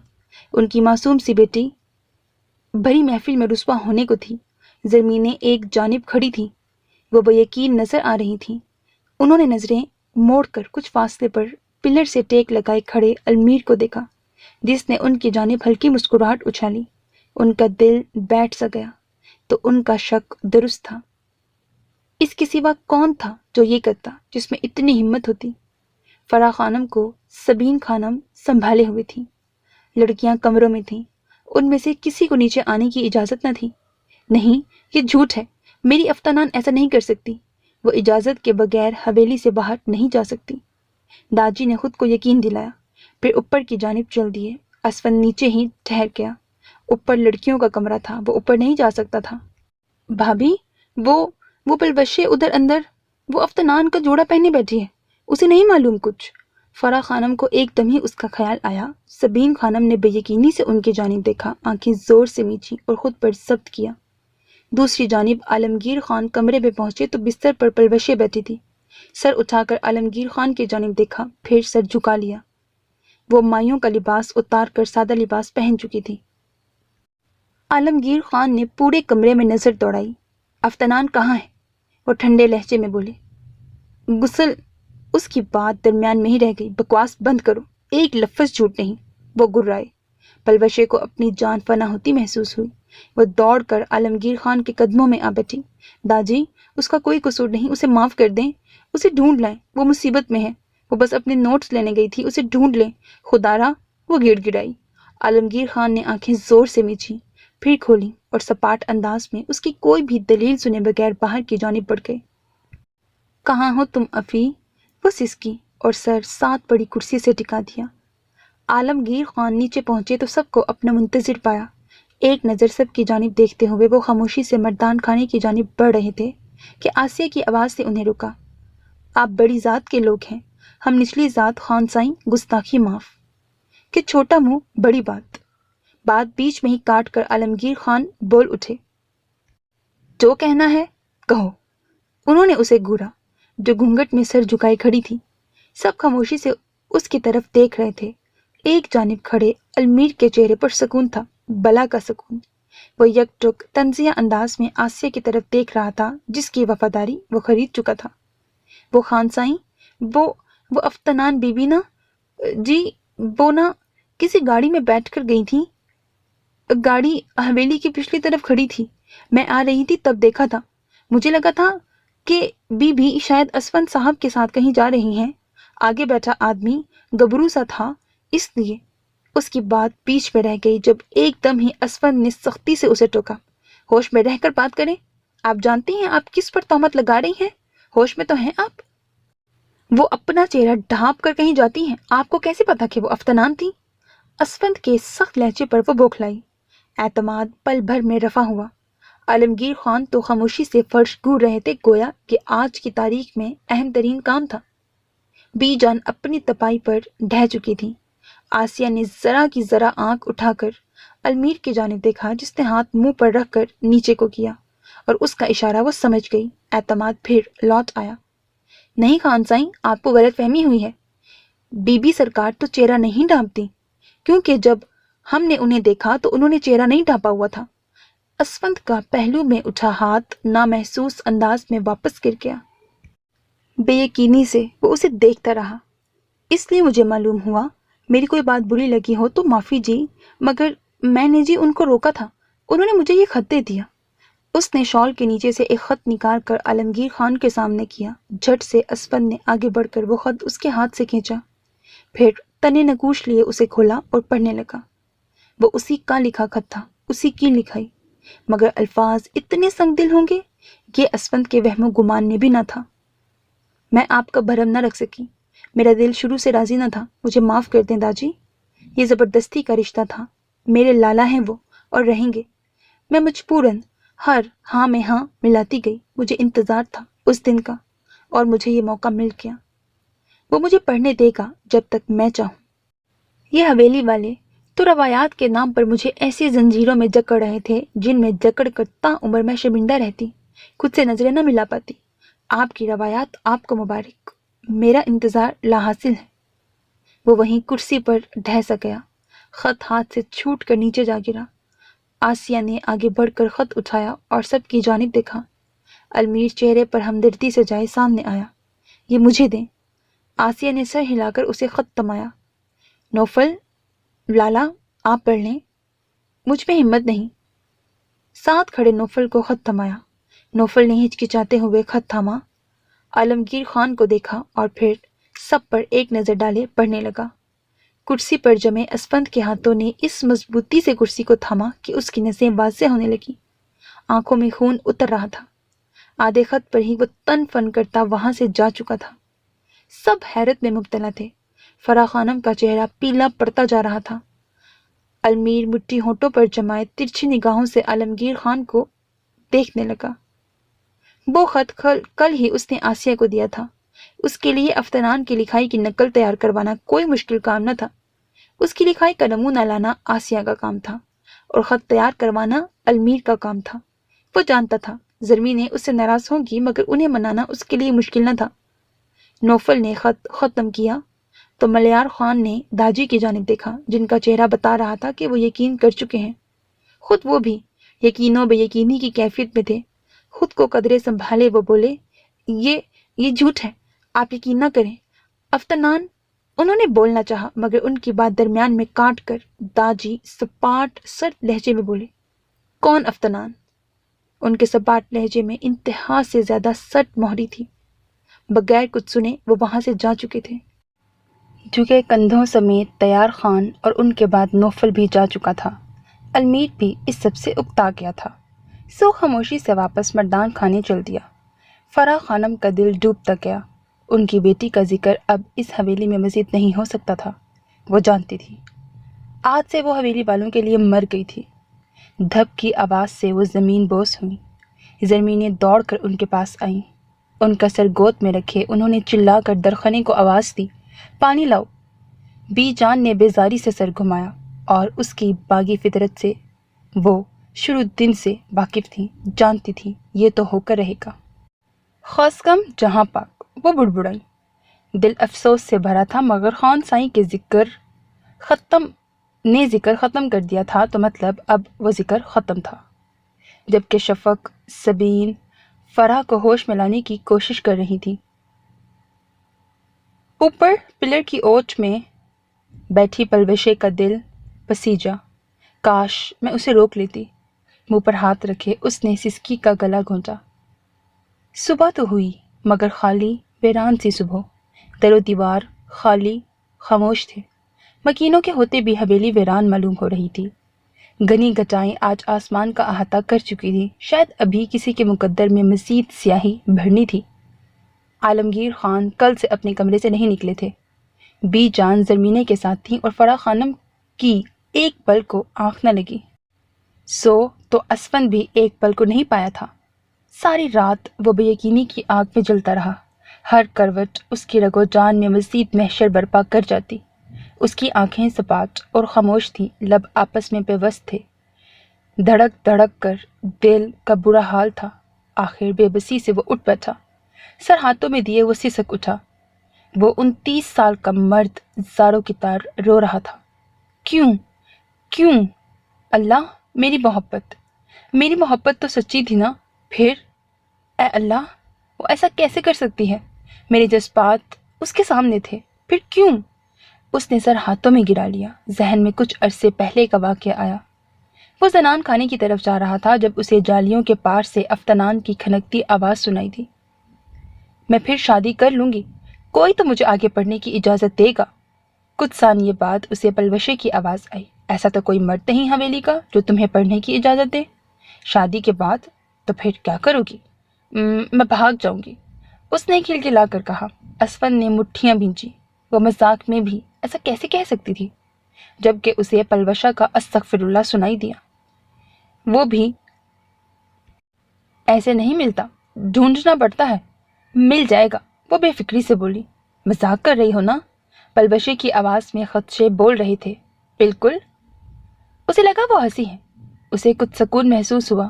اسے لگتا تھا وہ مذاق کر رہی تھی، مگر اس کے وہم و گمان میں بھی نہ تھا کہ یہ سب سچ ہوگا۔ کیوں کیا تم نے ایسا؟ کیوں؟ میں تمہیں روکتا تو نہیں تھا۔ وہ بے بسی کی انتہا پر تھا۔ اس کا خط، وہ سنگ دل الفاظ آنکھوں کے سامنے گھوم رہے تھے۔ وہ رات اس پر قیامت کی رات بن کر ٹوٹی تھی۔ ساری رات وہ خاموشی سے کلستا رہا۔ اس نے کبھی سگریٹ کو ہاتھ تک نہیں لگایا تھا، مگر اس پوری رات وہ سگریٹ پیتا رہا۔ دل کی کھولن نکالنے میں وہ اپنا آپ جلاتا رہا۔ سانس چل رہی تھی، مگر اسے اپنی زندگی ہونے پر یقین نہیں تھا۔ وہ کب سے وہاں بیٹھی تھی، اسے کوئی ہوش نہیں تھا۔ کتنے لمحے بیت گئے اسے علم نہیں تھا۔ وہ بس یوں ہی بیٹھی رہی، ساکت سی۔ اتنا وہ جان گئی تھی کہ وہ کسی بدلے کی بھیٹ چڑھنے والی ہے، مگر کیوں؟ وہی کیوں؟ پھر دماغ میں المیر کی آواز گونجی، تم سردار عالمگیر خان کی لاڈلی پوتی ہو، یہ ہے تمہارا قصور۔ بھوک مر چکی تھی، ہر احساس ختم ہو چکا تھا۔ میں کیا کروں؟ میں حویلی لوٹ پاؤں گی یا نہیں؟ اگر سب نے یقین کر لیا کہ میں اپنی مرضی سے گھر چھوڑ کر آئی ہوں تو کیا ہوگا؟ اس نے ہونٹوں پر ہاتھ جمائے سسکی روکنے کی کوشش کی۔ داجی مجھ سے محبت کرتے ہیں، وہ میرے لیے برا نہیں سوچیں گے، مجھے معلوم ہے۔ بس اب کسی طرح حویلی چلی جاؤں تو اس المیر کی پوری پول کھولوں گی۔ منافق! ذہن میں مختلف سوچیں گٹ مٹ ہو رہی تھیں۔ اپنی سوچوں میں گم وہ تب چونکی جب دروازہ کھول کر المیر اندر داخل ہوا۔ مسکراتے ہوئے کف لنک بند کرتا وہ سامنے کرسی پر جا بیٹھا۔ ارے تم تو خانزادی ہو، نیچے بیٹھنا تمہاری شان کی نفی ہے، اوپر بیٹھو نا، وہ عام سے لہجے میں بولا۔ وہ چونکی۔ اسے خیال گزرا کہ وہ اب تک نیچے بیٹھی تھی، کیا سوچ رہا ہوگا وہ کہ اس نے ہار مان لی ہے۔ وہ جلدی سے اٹھ کھڑی ہوئی۔ میرا جھمکا کھو گیا تھا، وہ ڈھونڈ رہی تھی۔ وہ جلدی سے بولی، مبادا وہ اسے کمزور نہ سمجھ بیٹھے۔ ہلکا سا نقاب ابھی بھی کر رکھا تھا۔ المیر نے تنزیہ انداز میں اس کی جانب دیکھا۔ میں نے پوچھا؟ تیکھے سے انداز میں سوال کیا گیا۔ افتنان نے کندھے اچکائے۔ آپ کو بتایا بھی نہیں ہے، آپ بس مجھے ابھی حویلی چھوڑ کر آئیں۔ میں داجی کو اور اسفند لالا کو آپ کی شکایت کروں گی، میں آپ کا پول کھول دوں گی۔ جھوٹے مکار! آخر میں وہ تنفر سے ہلکی آواز میں بڑبڑائی۔ وہ ایک جھٹکے سے اٹھا اور اس کی جانب آ کر چلایا نہیں، چلا آیا۔ اسے اپنی جانب آتا دیکھ کر افتنان پیچھے کی جانب اس کے قدم سرکنے لگے۔ کھڑی رہو یہیں، ورنہ سختی برتنی پڑے گی مجھے۔ اس کے سخت لہجے پر افتنان کے قدم وہیں زنجیر ہوئے۔ المیر نے اس کی جانب بے نیازی سے دیکھا۔ بولو، کیا بول رہی تھی؟ ذرا دوبارہ بولنا۔ वो जानती थी उसका मकसद सिर्फ उसे जिज करना है, तभी हिम्मत जमा किए उसके सामने डट कर खड़ी रही। अलबत्ता हथेलियों में पसीना आ चुका था। रुकी, थूक निगला, फिर जी अकड़ा कर बोली, जाने दे मुझे, मैं कह रही थी ये। अलमीर उसकी बात पर सर झटक कर हंस दिया, जैसे किसी की अजीब ना पूरी की जाने वाली जिद पर हंस देते हैं। फिर उसकी गहरी आंखों में झांका और तहम्मुल से बोला, बहुत जल्दी है तुम्हें जाने की। सवाल तंज में डूबा था। मेरी शादी जो है, उसने बेतुका जवाब पेश किया। अलमीर ने गहरा सांस लिया। है नहीं, थी। एक शर्त पर हवेली ले जाऊंगा। उसकी आंखों में झांकते हुए जांचा गया। मंजूर है, वो जल्दी से बोली। अब हवेली जाकर वो उस आदमी का राज फाश कर देगी। निकाह है हमारा आज, इसके बाद मैं खुद ले जाऊंगा तुम्हें हवेली। वो उसे ऐसे देखने लगी गोया उसका दिमाग चल गया हो। अच्छा मजाक है, बल्कि बेहुदा मजाक है, वो तनफ्फुर से बोली। अलमीर ने नफी में सर हिलाया। तुम लोगों के साथ मसला क्या है? तुम हवेली वाले हर शय को मजाक समझते हो, वो इंसान हो, जज्बे हो या कोई बात हो। मगर मेरा मसला जानते हो क्या है? अफ्तनान ने नफी में सर हिलाया। अब भला 2 दिन पहले मिले शख्स का मसला वो क्या जाने। मैं हद से ज्यादा संजीदा हूँ हर मामले को लेकर, और जब मैंने कह दिया कि निकाह होगा तो मतलब होगा। आपका दिमाग तो नहीं चल गया? क्या बेहूदगी है ये?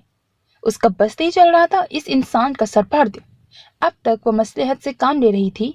सोचा घर का मसला है, बआसानी हल हो जाएगा, मगर उसके जहन में ये सब चल क्या रहा था? उसने सोचा भी न था ऐसा।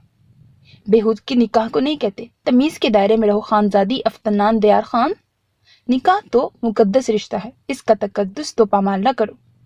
वो संजीदा लहजे में हर लफ्ज पर जोर देते बोला।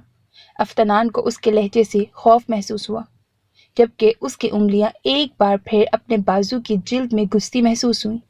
उसकी गिरफ्त जारहाना थी, वो सिसकी, मगर वो बेनियाजी से उसकी आंखों में झांकता रहा। बुरी आंखों में गुस्सा और संजीदगी थी, जबकि गहरी आंखें हैरान मालूम होती। सिर्फ 2 रास्ते हैं तुम्हारे पास, या तो निकाह करो या सारी जिंदगी यहीं पड़ी रहो। सिर्फ 2 रास्ते, समझी? हवेली वाले तुम्हारी खाक भी नहीं पा सकेंगे। एक झटके से उसका बाजू छोड़ा। वो संभली और बाजू पर हाथ रख के सख्त नजरों से उसे देखा। अब ये घूरना बंद करो, 1 घंटे तक मौलवी साहब आ रहे हैं। उसे हैरान छोड़े वो ये जा वो जा। वो पास से बिस्तर पर ढह गई, सर हाथों में गिराए वो हैरान और परेशान थी। अब मैं क्या करूं या अल्लाह? उसने नफी में सर इधर उधर हिलाया। उठकर वो इर्द गिर्द टहलने लगी, बेचैनी से, बेसुकूनी से। या अल्लाह, ये कैसी आजमाइश है? वो सर हाथों में गिराए सिसकती। जहन में अलमीर की हर बात गूंज रही थी। या अल्लाह, मुझे सही रास्ता दिखा दें, अब आप ही मेरी मदद कर सकते हैं। उफ, मुझे हवेली पहुंचना है, मैं क्या करूं? सिर्फ 2 रास्ते हैं तुम्हारे पास, या तो निकाह करो या सारी जिंदगी यहीं पड़ी रहो। अलमीर की आवाज उसके समात में दोबारा जहर उंडेलने लगी। नहीं, ऐसा नहीं हो सकता, वो मुझे ढूंढ लेंगे। उसने नाखून चबाते हुए परेशानी और फिक्रमंदी से सोचा। और अगर ना ढूंढ सके? अफ्तनान दयार खान, सुना नहीं तुमने? वो सब समझ रहे हैं मैं भागी हूँ। अगर सब यही समझ रहे हैं तो फिर मैं क्या करूंगी? मुझे हर सूरत हवेली लौटना है। एक बार मैं वहां चली जाऊं तो तलाक ले लूंगी। शायद दाजी इन्हें मार दें, फिर खुद ये रिश्ता खत्म हो जाएगा। मगर अगर निकाह ना किया तो फिर तो यहीं रह जाऊंगी। लातादाद सोचें उसके जहन में गर्दिश कर रही थी। वो फिर से इधर उधर टहलने लगी। मासूम जहन में नित नए ख्याल पैदा हो रहे थे, जिन्हें वो कभी झुटलाती तो कभी उन पर गौर करने लगती। दोपहर तक खासे पुरसकून अंदाज में वो अपने कमरे से निकले। लाउंज में बैठे दयार खान और असफंद की नजरें दरवाजे पर ही टिकी हुई थीं। दरियाब अरहम भी एक जानिब बैठे थे। उन्होंने भी नजरें उठाकर आलमगीर खान की जानिब देखा था, जो पुरसकून अंदाज में चलते हुए अपने दीवान पर जा बैठे। कुछ देर तक सब परेशानी से उनकी जानिब देखते रहे, मगर वो खामोश रहे। दफातन मलियार खान ने हिम्मत जमा की और गला खंखारा। बाबा साईं। आलमगीर खान ने उनकी जानिब नजरें उठाकर आम से अंदाज में देखा, यूं जैसे कुछ हुआ ही नहीं था। आगे का क्या सोचा आपने? असफंद ने लब बेदर्दी से कुचले। वो जानता था किस बारे में बात होने जा रही थी। नजरें संजीदगी से जमीन पर गाड़े वो आलमगीर खान के बोलने का मुंतजिर था। उन्होंने हंकारा भरा, पुरसोच अंदाज में सबकी जानिब देखा। बाबा साईं, मेहमान जमा हो रहे हैं। वो हवेली में होने वाले हादसे से वाकिफ नहीं है। पूरा गांव वाकिफ है कि सरदार असफंद पामीर खान की शादी होने वाली थी। सारा गांव सवाल करेगा और मेहमान। उनकी बात बीच में ही काटे आलमगीर खान ने हाथ उठाकर उन्हें रोका। फिर तहम्मुल से बोले, शादी तो अब भी होगी। असफंद ने हैरत और परेशानी से पुरसकून ठंडा लहजा देखा। सब ने चौंक कर उनकी जानिब देखा। वो दीवान की पुश्त पर हाथ फैलाए, हुक्के की नाल हाथ में थामे मजीद बोले, और 2 नहीं 3 शादियां होंगी। मलियार खान ने अरमगान और अरहम की जानिब देखा, जिन्होंने सादगी से कंधे उचका दिए। वो फिर से कमरे में आ चुका था। अब की बार चेहरे पर खासी संजीदगी थी। कदम कदम चलता वो बिस्तर पर उसके करीब आ रुका। क्या सोचा है फिर तुमने? मौलवी साहब आ चुके हैं। सवाल भी दागा गया और आगाह भी किया गया। अफ्तानान ने खुद पर जब्त किया। क्या कर सकती हूँ? फिलहाल तो पिंजरे में कैद पंछी हूँ जिसके पर काट दिए गए हैं। मैं नहीं जानती आपसी मामला क्या है क्या नहीं, लेकिन फिलहाल मैं रज़ाए खुदा से आपसे निकाह करने को तैयार हूँ, ये जानते हुए भी कि हवेली वाले आपको जिंदा नहीं छोड़ेंगे।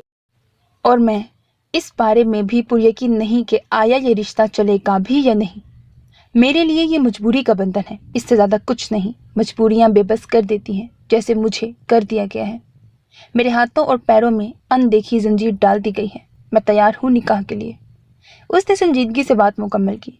अलमीर यकटुक उसे देख रहा था। उसे अफ्तानान से इतनी गहरी बातों की तवक्को नहीं थी। शुरू दिन से अब तक उसकी तमाम हरकतों को देखकर वो उसे नासमझ गर्दानता था। मगर हम नहीं जानते कि अक्सर नासमझ सीखने वाले लोग ही जिंदगी का गहरा सबक दे डालते हैं, जैसे वो दे चुकी थी।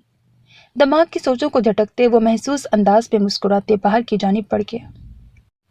और 2 नहीं 3 शादियां होंगी, पुरसकून लहजे में कहा गया। वो सब हैरानगी से उन्हें देख रहे थे, जो न जाने अब क्या कहने वाले थे। अरमगान और अंगेज़ा। अरमगान ने आंखें मीचे किसी एहसास को महसूस करना चाहा। वो मोहब्बत का एहसास था, जिसे जंग सालों पहले लगने लगा था, जिसे बेएतबारी ने मिटाना शुरू कर दिया था। वो एहसास इस नाम को एक साथ महसूस करने के लिए सदियों से तड़प रहा था। पलवशे और दरियाब। उनकी दूसरी बात पर सबको गोया सांप सूंघ गया। दरियाब ने हैरत से सर घुमाकर इधर उधर देखा। बराबर में बैठे अलमीर ने उसे दिलासा दिया, पुरसकुन रहो, कोई मायूब बात नहीं है। वो हल्की आवाज में बोला, मगर दरियाब इस अचानक रिश्ते पर शुश्तर था। नामहसूस अंदाज में उसने गाल पर हाथ रखा। मलियार खान ने बेयकीनी से आलमगीर खान को देखा। बाबा साईं, ऐसी तो कोई बात तय नहीं थी। वो जबरन मुस्कुराए। मजीद इस हवेली की किसी दुख्तर को छूट देने के हक में नहीं हूं मैं। कल वो गई, आइंदा मौका मिलते ही ये चली जाएंगी। असफन ने दुख से आंखें मीची। जनान खाने में सब औरतें लाउंज में बैठी थीं। बीजान इस बात पर पुरसकून अंदाज में पान चबाने में मसरूफ थीं। जाली थामे खड़ी पलवशे की गिरफ्त छूटी और वो सुनसी खड़ी रह गई। खुद बाकी सब भी हैरान थीं। और असफंद की शादी अनीसा से होगी। असफंद बगैर कुछ बोले झटके से उठा और तन फन करता बाहर की जानिब चल दिया। आलमगीर खान के सिवा सब ने दुख से दाखिली दरवाजे की जानिब देखा। आलमगीर खान जानते थे जो वो कर रहे थे वही रवायात की बका के लिए सही है। मगर बाबा साईं सोच। पामीर की बात बीच में काटे वो अपनी शॉल झाड़ते उठे। मुकर्ररा तारीखों पर ही सारे फराइज पूरे किए जाएंगे, तैयारियां शुरू करो। बगैर कुछ सुने वो अपना फैसला संगदिली से सुनाए जा चुके थे। जनान खाने में गहरी खामोशी थी। चप चप बीजान का मुंह चल रहा था। पलवशे दौड़कर ऊपर अपने कमरे में जा चुकी थी। सुर्ख डोरों वाली आंखें लिए फराह खानम ने अपनी बेटी को देखा, जो बहन की गई गलती पर पर्दा डालने की खातिर एक दारो रवायात की भेंट चढ़ने जा रही थी। वो जानती थी वो कुछ नहीं कहेगी। उनकी ये बेटी हद से ज्यादा साबिर थी। 2 बेनाम से आंसू आंख की दहलीज पार कर गए। पानी बह रहा था और मुसलसल बह रहा था। वो वजू कर रही थी। चेहरे पर यकीनो बेयकीनी की कैफियत थी। चंद सानिये बाद वो गुसल खाने से बाहर आई। कमरा खाली था। उसने दरवाज़ा बंद किया और मेज़ पर पड़ा जाए नमाज उठाकर अकीदत से बिछाया। न जाने वो कितनी बार शुक्राने के नफल पढ़ चुकी थी। उसे गिनती भूल गई थी। सलाम फेर कर उसने दुआ के लिए हाथ उठाए।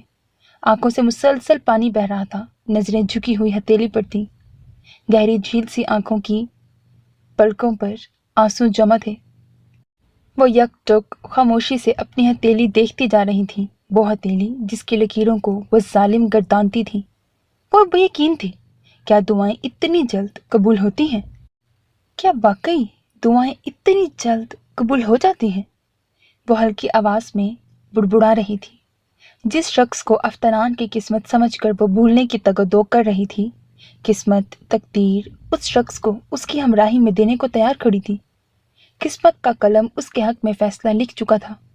वो असफंद पामीर खान जिसे बचपन से वो सोचती आ रही थी, वो हवेली का साबिर कमगो हूबहू उसकी सी तबीयत का मालिक लड़का उसकी किस्मत में था। वो जानती थी, अगर बनफ्शा नौफल की थी तो वो असफंद की थी। ये बातें उसकी सहेलियां उसे बताती थीं। वो ये बातें सर से झटकने की कोशिश करती, मगर ये बातें उससे एक आसेब की मानद चिमड़ गई थी। वो शुरू से ही जज्बात का इजहार करने के मामले में कोरी थी, सो कोई भी उसके दिल का भेद ना पा सका। गुजरता वक्त उसके दिल में असफंद पामीर की मोहब्बत की जड़ें मजबूत करता गया। वो हक को सच का अलमबरदार था और हक सच ही पसंद करता था, और वो उसकी दीवानी थी। दिल बेखबर को भरोसा था, वो उसी का है। जितना दूर मर्जी रह ले उसे होना उसी का है। मगर हम इंसान बहुत जज्बाती होते हैं, सारे फैसले खुद करते जाते हैं, दिल को इतना खुशफहम बना लेते हैं कि मजाल जो वो हकीकत की दुनिया में जाना भी चाहे। और यही उसके साथ हुआ था। वो जैसे आसमान से ज़मीन पर आ गई थी। पैरों तले ज़मीन का खिसक जाना क्या होता है वो जान चुकी थी। वो उसकी बहन की किस्मत था, उसे हर हाल में उसे भूल जाना था। उन गुजरे इतने बरसों में कोई उसके दिल का राज ना जान पाया तो आगे भी नहीं जान पाएगा। और अनीसा दयार खान की लाहासिल मोहब्बत माजी का ही बाप बनकर माजी में ही रह जाएगी। मगर मोहब्बत सच्ची हो तो रब कुन कह देता है। मोहब्बत की किस्मत में विसाल हो तो हिजर जितना भी तवील हो, विसाल से जीत नहीं पाता। और किस्मत का कलम एक बार फिर हकीकतन असफंद पामीर खान को उसकी किस्मत में लिख चुका था। एक मोहब्बत में मारी थी और एक मोहब्बत के हाथों शिकस्त खाया इंसान। वो मोहब्बत की मारी पर पुरयकीन थी कि उसके दिल में जगह बना लेगी। उसकी झील सी आंखों से बहता हर आंसू मोती था, तशक्कुर का मोती, और वो खास था। और वो दिली रजामंदी से अलमीर वक्तार खान को अपने निकाह में कबूल कर चुकी थी। उसका ये मानना था कि ज़िंदगी में दरपेश आने वाले तमाम हालात में अल्लाह की मसलहत होती है। इसी सबब वो ज़िंदगी में आने वाली हर परेशानी को भी सब्र से कबूल कर लेती थी। अगर उसे हवेली जाने का लालच ना होता तो शायद ये निकाह ना करती, मगर अब यहाँ वो मजबूर हो गई थी, तो उसे रब की रजा मान कर वो कबूल कर चुकी थी। लम्हों का खेल था और वो अफ्तानान दयार खान से अफ्तानान अलमीर खान बन चुकी थी। दिल में कोई जज्बा नहीं था, मगर वो आने वाले वक्त को लेकर परेशान थी। उसे हवेली जाकर सबको अपनी बेगुनाही का सबूत देना था, अलमीर का राज फाश करना था, दादी से असल वजह मालूम करनी थी। वो उसी दुपट्टे का घूंघट ओढ़े सर झुकाए बहुत सी सोचों में गुम थी जब दरवाज़ा खुलने की आवाज़ आई। शायद अलमीर उन्हें रुखसत कर आया था। कदमों की चाप उसे बिस्तर के पास आती सुनाई दी। उसका दम घुटने लगा था। इससे कबल वो कुछ बोल पाती उसे अलमीर की आवाज़ सुनाई दी। मैंने शाम से कुछ नहीं खाया, अब ऐसे ही बैठी रहोगी दुल्हन बनकर? उठो शाबाश, मुझे खाना बना कर दो। पुरसकून लहजे में बोलता वो वहीं बिस्तर पर दूसरी जानिब लेट गया। पर मैं, वो मिनमिनाई, क्या मुसीबत है अब? वो उकताकर उसकी जानिब देखने लगा। बेजारी से उसका घूंघट देखा। मुझे कुछ नहीं आता। आराम और सुकून से बोलती वो बिस्तर से उठी और घूंघट उतारा। अब अलमीर तो उसका शौहर था, देख भी ले तो क्या गुना। वैसे भी इतना बड़ा घूंघट निकाल कर वो थक चुकी थी। रुख अभी भी दूसरी जानिब था। क्या मतलब कुछ नहीं आता? वो तप गया और अगले ही लम्हे बिस्तर से उतरकर उसके मुकाबिल आ खड़ा हुआ। अफ्तानान ने बच्चों की तरह नाक सुकोड़े इधर उधर देखा, फिर नजरें उठाकर उसे देखा, जो यकटुक उसकी जानिब भी देख रहा था। वो हिचकिचाई। वो गहरी सियाह आंखें जिनमें अलमीर को अपना आप डूबता महसूस हुआ। वो इधर उधर देखने में मगन थी। उसकी लंबी स्याह घनी पलकें भी साथ ही इर्द गिर्द का तवाफ कर रही थीं। कमान जैसी भवें, खड़ी तीखी नाक, बारीक पंखड़ी की मानंद गुलाबी होंठ, सुर्खो सफ़ेद गाल जिन पर लाली कसरत से ज्यादा थी। चेहरे की मासूमियत जो हद से ज्यादा थी, और जिस चीज़ ने सबसे ज्यादा अलमीर का ध्यान भटकाया था وہ اس کے فیروزے کی لونگ جو ناک میں موجود ایسی شان سے بیٹھی تھی گویا بنی ہی اس چاند سے چہرے کے لیے ہو۔ اپنی ماں کے بعد وہ آج دوسری سب سے حسین عورت دیکھ رہا تھا۔ کیا دیکھ رہے ہیں؟ آپ کے لندن میں لڑکیاں نہیں تھیں؟ اس نے بیزار لہجے میں بولا تو وہ چونکا، پھر سر جھٹکا۔ تھیں، بہت تھیں، اور حسین بھی تھیں۔ خود کو اس کیفیت سے نکالا جس میں پڑھ کر دل و دماغ خوش فہم ہو رہے تھے۔ مقابل کوئی اور ہوتا تو بہک جاتا، مگر وہ المیر خان تھا۔ اسے اپنے جذبات پر بند بٹھانا خوب اچھے سے آتا تھا۔ آپ نے کہا تھا نکاح کے بعد حویلی چھوڑ آئیں گے، اب چلیں؟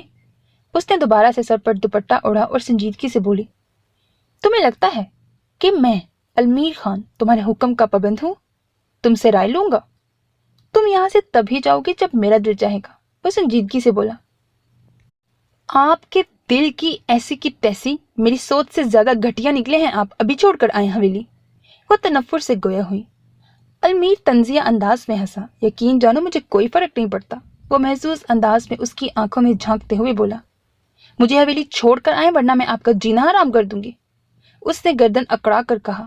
المیر اس کے بچوں والے معصوم انداز پر ہنس دیا، سر جھٹک کر ایسے جیسے کوئی لطیفہ سنایا گیا ہو۔ اتنی سی ہو تم؟ دو انگلیوں سے تھوڑا سا فاصلہ دکھاتے ہوئے اسے آنکھ ماری۔ وہ سٹ پٹائی، مجھے تو لگا تھا بہت رو گی تم، بہت چیخو چلاؤ گی، کمال ہے، بہت ہمت ہے تم میں، مگر اب میں حیران ہوں، تمہاری آنکھوں میں آنسو تک نہیں ہیں بلکہ ڈٹ کر ہمت سے میرے سامنے کھڑی ہو۔ کھڑی کیا ہو، ننھی ننھی دھمکیاں دے رہی ہو۔ اس کی گہری آنکھوں میں جھانکتے ہوئے وہ مسکراتے لہجے میں گویا ہوا وہ سلگ کر رہ گئی۔ بہت ہمت ہے مجھ میں، میرا غرور نہیں ٹوٹتا، اور آپ کے سامنے تو کبھی ٹوٹنے بھی نہیں دوں گی۔ میرا غرور بس میرے اللہ کے سامنے ٹوٹتا ہے، وہیں بے بس ہوتی ہوں میں، اس کے سوا کسی کی محتاج نہیں۔ اب بھی اس کی رضا تھی تو یہاں بھی بے بس ہوئی اور نکاح کر لیا، ورنہ جانتے نہیں ہیں آپ مجھے، افتنان دیار خان ہوں میں۔ المیر خان نے سر ہلایا، پھر نظریں اٹھا کر اسے دیکھا۔ افتنان دیار خان نہیں، افتنان المیر خان، مسز غلط۔ اس نے ایک ایک لفظ پر زور دیا۔ آنکھوں میں سرد پن اتر آیا۔ عجیب انسان ہیں آپ، ایک پل میں اتنے اچھے تو دوسرے ہی لمحے ناقابل یقین۔ وہ اس کی آنکھوں میں جھانکتے ہوئے بولی، وہ عام سے انداز میں اس کی جانب دیکھ رہا تھا، میں خود بھی اپنے لیے ناقابل یقین ہوں، تم دماغ پر زور نہ ڈالو۔ اس کے سر پر انگلی سے دستک دیتے ہوئے سنجیدگی سے بولا۔ افتنان کو لگا اس کی ذات کی نفی ہوئی ہے۔ ایک دم ہی اس کا جنونی انداز عود آیا۔ مجھے اغوا کیوں کیا المیر وقدار خان؟ اس نے جنونی انداز میں اس کا گریبان پکڑا۔ المیر نے اس کی جانب دیکھا، پھر دوسری نظر اس کے ہاتھوں پر ڈالی جو اس کا گریبان دبوچے ہوئے تھے۔ لمحوں میں طے نہیں ہو سکتی لمبی کہانی ہے، صدیوں کی مسافت ہے افتنان بی بی۔ میں نے طے کی ہے نا، جانتا ہوں۔ اس کا ہاتھ اپنے گریبان سے چھڑوایا۔ مجھے تم سے غرض نہیں ہے، تم بس میرے لیے ایک مہرہ ہو اور کچھ نہیں۔ افتنان نے بے یقینی سے اس کی جانب دیکھا۔ آپ پھپھو کا بدلہ لے رہے تھے تو دادی سے لیتے، مجھ سے لینے کی کیا ضرورت ہے؟ ایک بات بتاؤں، بدلے کے لیے عورتوں کو مہرہ بنانے والوں سے زیادہ بزدل کوئی نہیں ہوتا۔ ہاں، اپنوں کو بچانے، ان کی خوشیوں کو بچانے، ان کی خوشیاں لوٹانے کے لیے خود غرض ہو جانا بزدلی نہیں کہلاتی افتنان بی بی۔ اس کی جانب دیکھتا وہ خود اذیتی سے بول رہا تھا۔ افتنان کو اس کے لہجے میں صدیوں کی مسافت محسوس ہوئی۔ کچھ کہنے کو اس نے لب وا کیے، مگر پھر خاموشی سے باہر کی جانب چل دی۔ وہ خاموشی سے اسے باہر جاتا دیکھتا رہا۔ افتنان کو وہیں چھوڑے وہ واپس حویلی چلا آیا۔ حویلی میں شادی کی تیاریاں زور و شور سے جاری تھیں۔ وہ سب کو نظر انداز کرتا اپنے کمرے میں چلا آیا۔ سامنے ہی بستر پر زرمینیں بیٹھی اس کا انتظار کر رہی تھیں۔ اس کی آنکھیں ان کے احترام میں خود بخود جھکتی چلی گئیں۔ دروازہ بند کیے اس نے انہیں مخاطب کیا، سلام مور جان۔ ان کے پاس آ کر ان کا ہاتھ چوما، پھر آنکھوں میں عقیدت سموئے ان کے سامنے ہی بیٹھ گیا۔ نکاح کر آئے ہو؟ سوال اس کی توقع کے برعکس تھا۔ وہ چند لمحے ان کی آنکھوں میں دیکھتا رہا، پھر سر جھکا گیا۔ چاہے جو بھی ہو، وہ زرمینے سے جھوٹ نہیں بول سکتا تھا۔ آہستہ سے سر اقرار میں ہلا دیا۔ کہاں گیا تمہارے اندر کا وہ معصوم سا علی؟ کہاں؟ جو کسی کو بھی دکھ نہیں دے سکتا تھا، دکھ میں دیکھ نہیں سکتا تھا، کسی کی پریشانی کی وجہ نہیں بنتا تھا، وہ آج ایک لڑکی کو یوں؟ زرمی نے سخت لہجے میں بولی۔ المیر نے نظریں اٹھائیں، آنکھیں شدت غم سے سرخ پڑ رہی تھیں۔ اب جو ہے وہ المیر ہے، اور یہی حقیقت ہے۔ وہ علی تو اپنی ماں کے ساتھ مر گیا تھا، وہ نرم دل علی، وہ صابر علی، جس کا دل دوسرے کے دکھ میں روتا تھا۔ اور اب جو المیر ہے، اس کا دل پتھر کا ہے، جو اپنا حق لینا جانتا ہے۔ اور آپ فکر مت کریں، آپ کی بھتیجی کے ساتھ ظلم نہیں کروں گا۔ بیوی بنا لیا ہے اسے، نکاح کیا ہے اس سے، دنیا کے سامنے قبول کروں گا، اور دبنگ انداز میں کروں گا۔ پامیر خان نہیں ہوں میں جو ڈر جاؤں، وقدار خان کا بیٹا ہوں، المیر وقدار خان۔ جو کروں گا ڈنکے کی چوٹ پر کروں گا۔ کچھ الفاظ نظریں چرا کر اور کچھ انہیں دیکھ کر ادا کیے۔ زرمینے کی آنکھوں سے بے ساختہ آنسو نکلے۔ یہ مان دیتے ہو تو تمہاری ہر غلطی بھول جاتی ہے۔ بس میر افطنان کے ساتھ کوئی زیادتی نہ کر جانا، اس کا حق تلف نہ کر جانا۔ وہ ان حویلی کے لوگوں جیسی نہیں ہے، بہت نازک، بہت حساس اور معصوم ہے وہ۔ زرمینے نے اس کا ہاتھ تھما۔ وہ ہنس دیا، ضرورت سے زیادہ ہی۔ وہ ہنسا۔ زرمینے اس کا اشارہ سمجھ گئی۔ شرارتی ہے تھوڑی بس، انہوں نے ٹکرا لگایا۔ المیر سر جھٹک کر ہنس دیا۔ افطنان کا وہ دبنگ سا انداز اسے یاد آیا۔ وہ کبھی بھی اتنا خود غرض نہ تھا، مگر ماں کی موت اسے خود غرض بنا گئی تھی۔ اس کی ماں اپنا حق حاصل ہی نہ کر پائی اور قبر کے اندھیروں میں جا سوئی۔ اس کی ماں تو اسے بھی اس کا حق نہ دلا پائی، بس خاموشی سے اسے اس کی پھپھو کو سونپا اور چلتی بنی، یوں ہر باب بند کر گئی جیسے کچھ تھا ہی نہیں، جیسے یہ قصہ کبھی شروع ہی نہیں ہوا تھا۔ نہ کوئی پامیر تھا، نہ کوئی زرمینے، نہ کوئی شان سے، اور علی وہ تو بھول کر بھی نہ تھا۔ کہانی تھی، ختم ہو گئی۔ وہ خود غرض نہیں تھا، مگر ان حالات نے اسے خود غرض بنا دیا تھا۔ ماں کی باتیں یاد آتی تو پہروں وہ کروٹیں بدلتا رہتا۔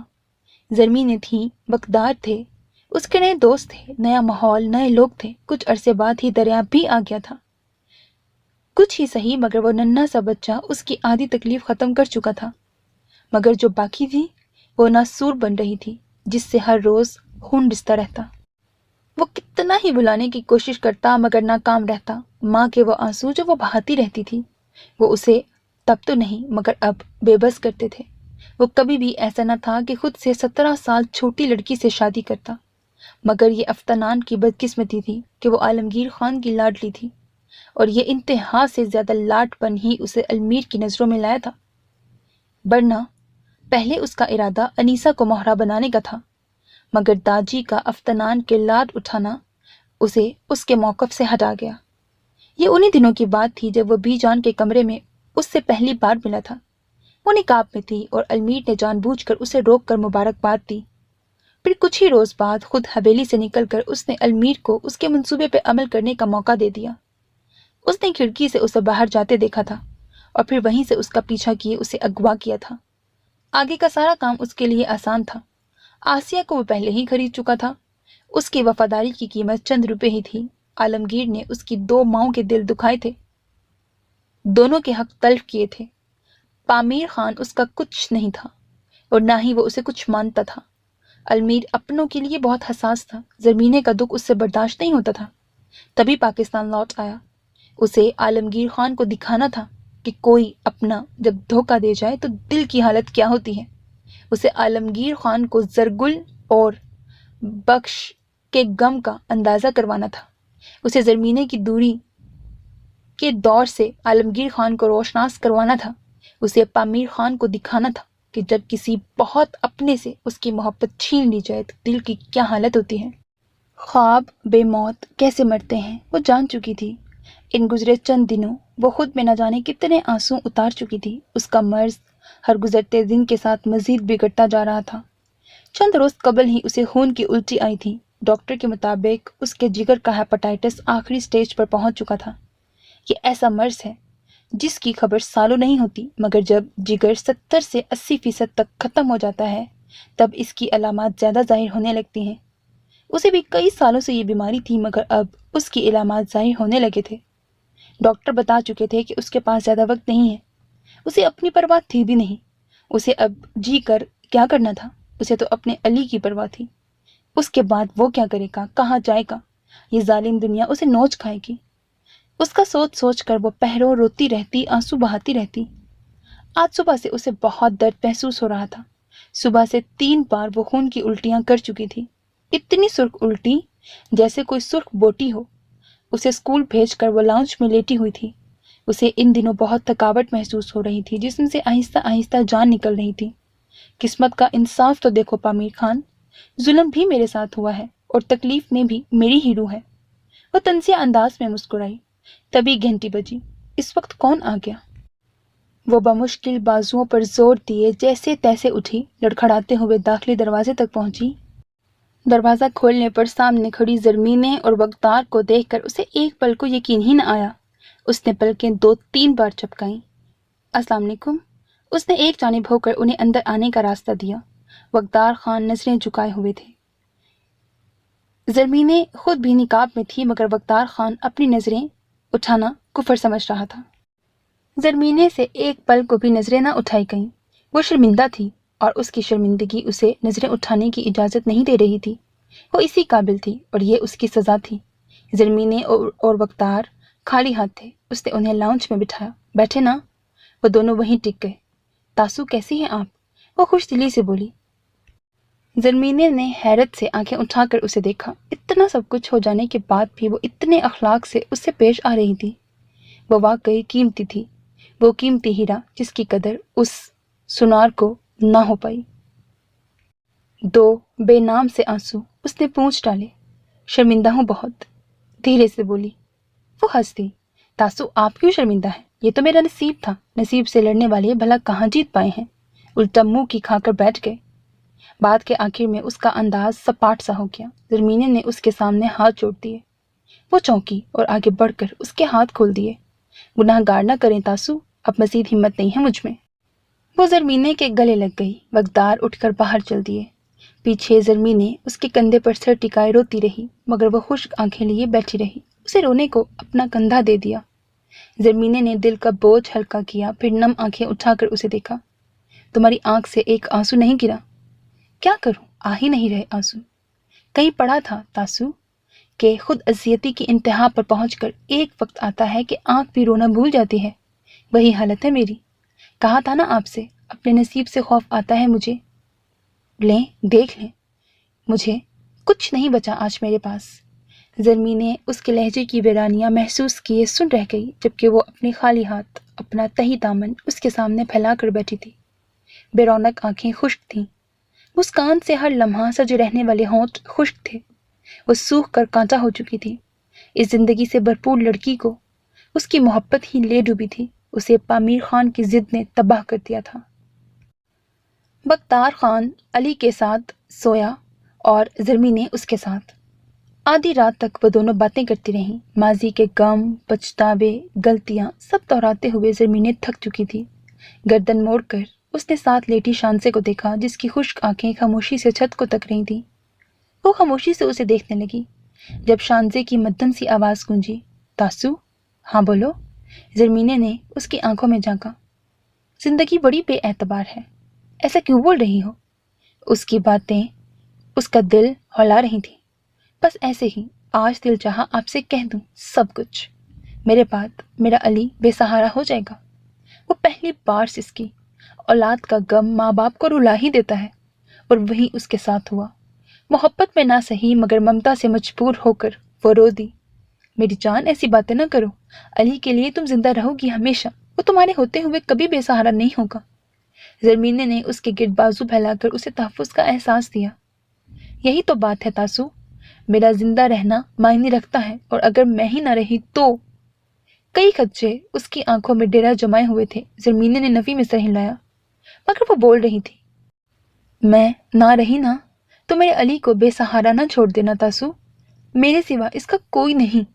مجھ سے اب تک وعدہ کریں، اب تک اسے سنبھال رکھا ہے، ورنہ زمانہ نوچ کھاتا۔ وعدہ کریں مجھ سے۔ وہ اٹھ بیٹھی اور اس کا ہاتھ تھام لیا۔ وہ حیرانگی سے اس کی جانب دیکھ رہی تھی۔ کیا وعدہ؟ اس کی زبان پل بھر کو لڑکھڑائی۔ میرے علی کو اپنا لیں گی، اسے اپنا نیا نام دے دیں گی، دنیا کے لیے علی کو مار کر المیر لے آئیں گی۔ المیر پامیر خان نہیں، المیر وقتار خان۔ اسے ایک الگ انسان بنائیں گی، اسے ضد کرنا نہیں محبت کرنا سکھائیں گی نا۔ اس کی آنکھوں میں آنسو تھے، لبوں پر کفل تھا، وہ بس یک ٹک اس کی جانب دیکھ رہی تھی۔ جب ایک بار پھر اس نے اس کا ہاتھ جھنجھوڑا، بتائیں نا، سوالیہ انداز میں اس کی آنکھوں میں دیکھا۔ زرمینے نے دکھی دل سے سر ہاں میں ہلا دیا۔ اقرار کی خوشی سے وہ سرشار ہو گئی، خوشی اس کے چہرے سے پھوٹنے لگی۔ وہ یکایک بستر سے اتری، آہستہ آہستہ قدم اٹھاتی وہ دروازے تک گئی۔ کدھر جا رہی ہو؟ زرمینے نے حیرت سے گھڑی کی جانب دیکھتے ہوئے سوال کیا۔ پتہ نہیں، دل چاہ رہا ہے علی سے مل آؤں۔ مسکرا کر اسے دیکھا، پھر اس کے سنے بغیر دوپٹہ سر پر اوڑھے ساتھ والے کمرے کی جانب چل دی۔ آہستہ سے دروازہ کھولا، اندر نیم اندھیرا تھا۔ علی کے سائڈ ٹیبل پر پڑا لیمپ روشن تھا، جس کی روشنی میں علی کا معصوم سا چہرہ نظر آ رہا تھا۔ وہ دھیرے سے اس کے بستر کے قریب آ پہنچی، چند لمحے اس کا چہرہ دیکھتی رہی، پھر جھک کر اس کے چہرے کے ہر نقش کو چوم ڈالا۔ وہ کس آیا تو دروازے میں کھڑی زرمینے ہوش میں آئی، فوراً سے بیشتر آگے بڑھ کر اسے تھاما۔ چلو۔ وہ چونکی اور اسے دیکھا، پھر علی پر الوداعی نظر ڈالتی زرمینے کے سنگ باہر چل دی۔ زرمینے واپس اسے کمرے میں لے آئی، بستر پر بٹھا کر ساتھ بڑے جگ سے گلاس میں پانی انڈیلا اور اس کے ہاتھ میں گلاس تھما دیا۔ ایک ہی سانس میں وہ گلاس خالی کر گئی، پھر سپاٹ انداز میں فرش گھورتی رہی۔ زرمینے کو اس کی حالت پر رحم آیا۔ تم لیٹ جاؤ، آرام کرو، زرمینے آنسوؤں سے بھاری لہجے میں بولی اور اسے لیٹنے میں مدد کی۔ وہ لیٹ گئی تو زرمینے اس کے برابر میں لیٹ کر اس کے بالوں میں ہاتھ چلانے لگی۔ اس کی بڑبڑاہٹ زرمینے کو سنائی دے رہی تھی۔ میرا علی اب المیر بن جائے گا، میرا اس پر حق ختم ہو جائے گا۔ وہ محبت سیکھے گا، وہ ضد نہیں سیکھے گا، محبت سیکھے گا، ضد نہیں۔ ضد۔ اس کی آواز مدھم ہوتی گئی اور پھر اس کے سانس لینے کی ہی آواز آنے لگی۔ زرمینے بس چپ چاپ آنسو بہاتی رہی۔ کچھ ثانیے بعد اسے دیکھا جو آنکھیں موندے سو چکی تھی، شاید وہ آج عرصے بعد سکون سے سو رہی تھی۔ زرمینے فوراً سے اپنی جانب کھسکی، تکیے میں منہ دیے نہ جانے وہ کتنے آنسو خود میں اتارتی رہی۔ حویلی والوں سے نفرت مزید بڑھ گئی تھی۔ رات کا نہ جانے کون سا پہر تھا، زرمینے کو لگا اس کے گلے میں کانٹے چبھ رہے ہیں۔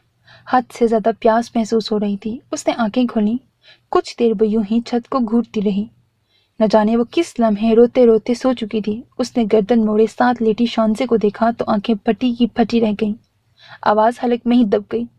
دل دھڑک تو رہا تھا مگر تیزی سے اور ایسے جیسے کوئی مٹھی میں لے کر دباتا اور چھوڑ دیتا۔ اس نے چیخنے کی کوشش کی، ایک بار، دو بار، تین بار، مگر آواز نکلنے سے قاصر تھی۔ غزالی آنکھوں کی چمک کھو گئی تھی، پتلیاں اپنی جگہ پر نہ تھیں، مگر کھلی ساکت آنکھیں چھت کو تک رہی تھیں۔ وہ خون میں لت پت پڑی تھی، خون کی ابکائی اتنی شدت سے آئی تھی کہ ساتھ ہی کچھ خون کے لوتھڑے بھی برآمد ہوئے تھے۔ یوں لگتا تھا اندر کا سارا نظام گھل کر منہ کے ذریعے باہر آ گیا تھا۔ تکیہ لہو لہان تھا، منہ سے نکلتا خون گلابی قمیص کا دامن سرخ کر چکا تھا۔ خود زرمینے کے ہاتھ پر بھی لہو موجود تھا۔ زرمینے نے بے یقینی سے ہر جگہ دیکھا، اپنا ہاتھ دیکھا، پھر ایک دم ہی بغیر دوپٹے کے وحشت سے اٹھی اور باہر کی جانب دوڑی، ساتھ والے کمرے میں داخل ہوئی اور سیدھی چت لیٹے وقتار کے پاس جا کر کھڑی ہو گئی۔ جھک کر زور سے اس کا کندھا ہلایا، وہ ہڑبڑا کر اٹھا، بمشکل آنکھیں دو تین بار جھپکا کر اسے دیکھا، پھر لیمپ آن کیا۔ اس کی آنکھیں برس رہی تھیں، جبکہ ہاتھ پر لگا خون دیکھ کر وقتار ساکت ہو گیا۔ زرمینے نے بولنے کی کوشش کی، شاہ، مگر اس سے آگے وہ بول نہیں پائی۔ کیا ہوا ہے مجھے بتاؤ، کیا ہوا ہے؟ یوں اس طرح؟ وقتار نے اسے کندھوں سے تھاما اور نرمی سے گویا ہوئے لہجے میں بہت پریشانی تھی۔ شاہ، خون، بتاؤ کیا ہوا ہے، مجھے پریشان نہ کرو، کہاں سے نکل رہا ہے اتنا خون، بتاؤ کیا ہوا ہے؟ اس نے اب غصے سے کہا، پریشانی اندر ہی اندر اسے کھا رہی تھی۔ شانزے، خون، وقتار بچا لو۔ وقتار خان لمحے میں سمجھ گیا کہ وہ کیا کہنا چاہتی تھی۔ دونوں ایک ساتھ بھاگتے ہوئے اس کے کمرے میں پہنچے۔ نیند پہ موجود علی بھی ان کے شور پر اٹھ کر اس کمرے کی جانب چلا آیا۔ دروازے میں کھڑے ہو کر اندر جھانکا تو آنکھیں پھٹی کی پھٹی رہ گئیں۔ اس کی ماں کبھی بے پردہ نہیں ہوئی تھی۔ ماں کے پردے کا احساس کرتا وہ دوڑ کر آیا اور وقتار کو ایک جانب کیے ایک طرف پڑے اس کے گلابی دوپٹے سے اس کے چہرے کو ڈھانپ دیا۔ وقتار نے ہچکچا کر زرمینے کو دیکھا، وہ سمجھ تو گئے تھے मगर वो शानजे को हाथ नहीं लगाना चाहते थे। तभी माँ के साथ लिपटा अली होश में आया। आंसू पूछते वो एकदम उठकर बाहर को दौड़ा। वक्तार उसके पीछे ही आए। अली बेटा, कहाँ जा रहे हो? उन्होंने उसे एक आवाज दी, मगर वो दाखिली दरवाजा खोले बाहर निकल चुका था। उसका पीछा करने के सिवा कोई चारा नहीं था। एक नजर उन्होंने उस कमरे की जानिब देखा जहां वो जरमीने को छोड़ आए थे, फिर दूसरी नजर बाहर जाते अली पर। दौड़कर वो उसके पास पहुंचे जो कोने में मौजूद घर का दरवाजा बजा रहा था। मुसलसल जोर से वो दरवाजा दीवाना वार पीटता जा रहा था। अली बेटा, क्या कर रहे हो? किसका घर है ये? वक्तार ने बेबसी से गहरी तारीकी को देखते हुए सवाल किया, मगर अली खामोश नजरों से दरवाजा देख रहा था। वक्तार खान इधर उधर देख रहे थे कि तभी दरवाजा खुला। कौन है इस वक्त? किसी आदमी की बेजार सी आवाज पर वक्तार ने दरवाजे की जानिब देखा। दरवाजे में खुश शक्ल 30-35 साल का आदमी खड़ा था। अली ने आंखें झपकाई। आयशा आपा को बुला दें, मेरी अम्मी, अहमद भाई वो। उसने हिचकी ली। अहमद की नींद भग से उड़ी। अंदर को मुंह दिए उसने आयशा नाम की सदा लगाई। बेटा फिक्र न करो, आयशा देख लेती है। अहमद ने उसके सर पर हाथ रखते हुए उसे तसल्ली दी। फिर वक्तार को देखा। आपकी तारीफ? वक्तार जो सवाल करने जा रहा था वही सवाल वो कर बैठा। मैं इसका फुप्पा हूँ। मैं और मेरी बीवी आज ही आए हैं, लेकिन आप कौन और ये आयशा कौन है? वक्तार ने मतवाज़न लहजे में सवाल किया। आयशा मेरी बीवी हैं, डॉक्टर हैं वो। अक्सर शानजे साहिबा की तबीयत खराब हो जाती है तो वो उन्हें देख आती हैं। आखिरी स्टेज पर है ना हेपेटाइटिस उनको। वो सुन से रह गए। जानते थे शानजे की सांसें उसे जितनी मोहलत देना चाहती थी दे चुकी थी। खामोश नजरों से अली को देखा। फिर आयशा के आने पर वो वापस घर चले आए। कमरे में आए तो जरमीने खामोश नजरों से शानसे को देखती दीवार से टेक लगाई खड़ी थी। आंखें वीरान थीं। आयशा तेजी से आगे बढ़ी तो वक्तार खान अली को जबरदस्ती लिए बाहर चल दिए, जहां अहमद भी लाउंज में टहल रहा था। आयशा ने धूप निगला। शानसे की हालत गवाह थी कि यहाँ बस बदन है, रूह तो दारे फानी से कूच कर गई है। उसकी हालत, वो खुली आंखें और उनमें उजड़े वो ख्वाब, उसके करीब बैठकर उसकी नब्ज टटोली जहां कुछ न था, खाली बेजान हाथ। एक झटके से आयशा ने उसका हाथ छोड़ा। मौत उसे इतनी मोहलत भी ना दे सकी कि वो उठकर गुसल खाने जा पाती। शायद वो उठने की कोशिश कर रही थी, लेकिन सांसों की डोर एक उबकाई के बाद टूट गई थी। आयशा की आंखें डुबडुबाई। हिम्मत जमा करती वो जरमीने के पास आई और उसके कंधे पर हाथ रखे सर नफी में हिलाया। जरमीने ने उसकी जानिब खाली वीरान नजरों से देखा, फिर सुनसी कैफियत में चलती बिस्तर तक आई, झुककर उसकी आंखें बंद की। शानजे को सुकून मिल गया। बिलाखिर तुम्हें सुकून मिल गया। उसके सर पर बोसा दिए वो जमीन पर बैठती चली गई। उसकी जानिब देखते उसने हिचकी ली। 1, 2 और फिर वो बुरी तरह से सिसकने लगी। उस मोहब्बतों एहसास से गुंधी लड़की को मोहब्बत की अंधेर नगरी निगल चुकी थी। उसे हिजर की एक मार बर्दाश्त न हुई। वो नाजुक थी। वो मोहब्बतों में पूर डूबी हुई थी और मोहब्बत ही उसकी जान ले गई। हिजर के तपते सहरा में नंगे पांव दौड़ती वो दीवानी रुखसत हुई तो सब उजाड़ गई। जमीने को लगा एक पल में ही उसका दिल खाली हो चुका है। उसे आयशा की आवाज़ सुनाई दे रही थी जो वक्तार और अली को आगाह कर रही थी। आंसू जमीने की आंखें लगातार भिगो रहे थे। डुबडुबाई आंखों से उसने देखा। अली दौड़कर शानजे के पास आया। मामा, मामा उठे ना, आपने सोना नहीं है, आपके सिवा मेरा कोई नहीं है। मामा उठे ना, अभी तो हमें बाबा के पास जाना था। जरमीने बस खामोशी से आंसू बहाने में मसरूफ थी। उसने अली को शानजे से जुदा करना चाहा, जो कभी उसके हाथ थाम लेता तो कभी उसका मुंह चूमने लगता, मगर उसने जरमीने का हाथ झटक दिया और शानजे के गले लग गया। बेटा, मैयत को तकलीफ नहीं देते, आपकी मोर जान को दर्द हो रहा होगा। जरमीने ने बमुश्किल बात मुकम्मल की। किधर दर्द है मामा के? मुझे बताएं, मैं दबाता हूँ, इन्हें दर्द नहीं होगा फिर। वो मासूमियत से बोला। जरमीने के दिल पर कई आंसू गिरे। दिल में दर्द था, पर फिक्र न करो, दिल अब नहीं धड़केगा। वो शानसे की मौत के चंद रोज बाद पाकिस्तान छोड़ आए थे। अब वहां उनका कोई न था। जो थे उन्हें रत्ती बराबर उनके होने या ना होने से फर्क नहीं पड़ता था। वो अली उस रोज माँ के साथ ही दफनाया जा चुका था। उनके साथ लंदन आने वाला लड़का अलमीर वक्तार खान था, वक्तार खान का बेटा। वो आम बच्चों से बहुत मुख्तलिफ था। खामोश तबीयत, खुद में गुम रहने वाला।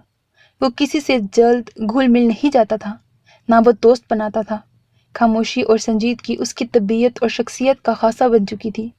وہ کوئی کام کرتا تو دل لگا کر کرتا تھا، لیکن نمایاں رہنا اسے پسند نہ تھا۔ دریاب خاصا چنچل اور شوق تھا، مگر وہ اس کے الٹ تھا، خیال بھی رکھتا اور ظاہر بھی نہ ہونے دیتا۔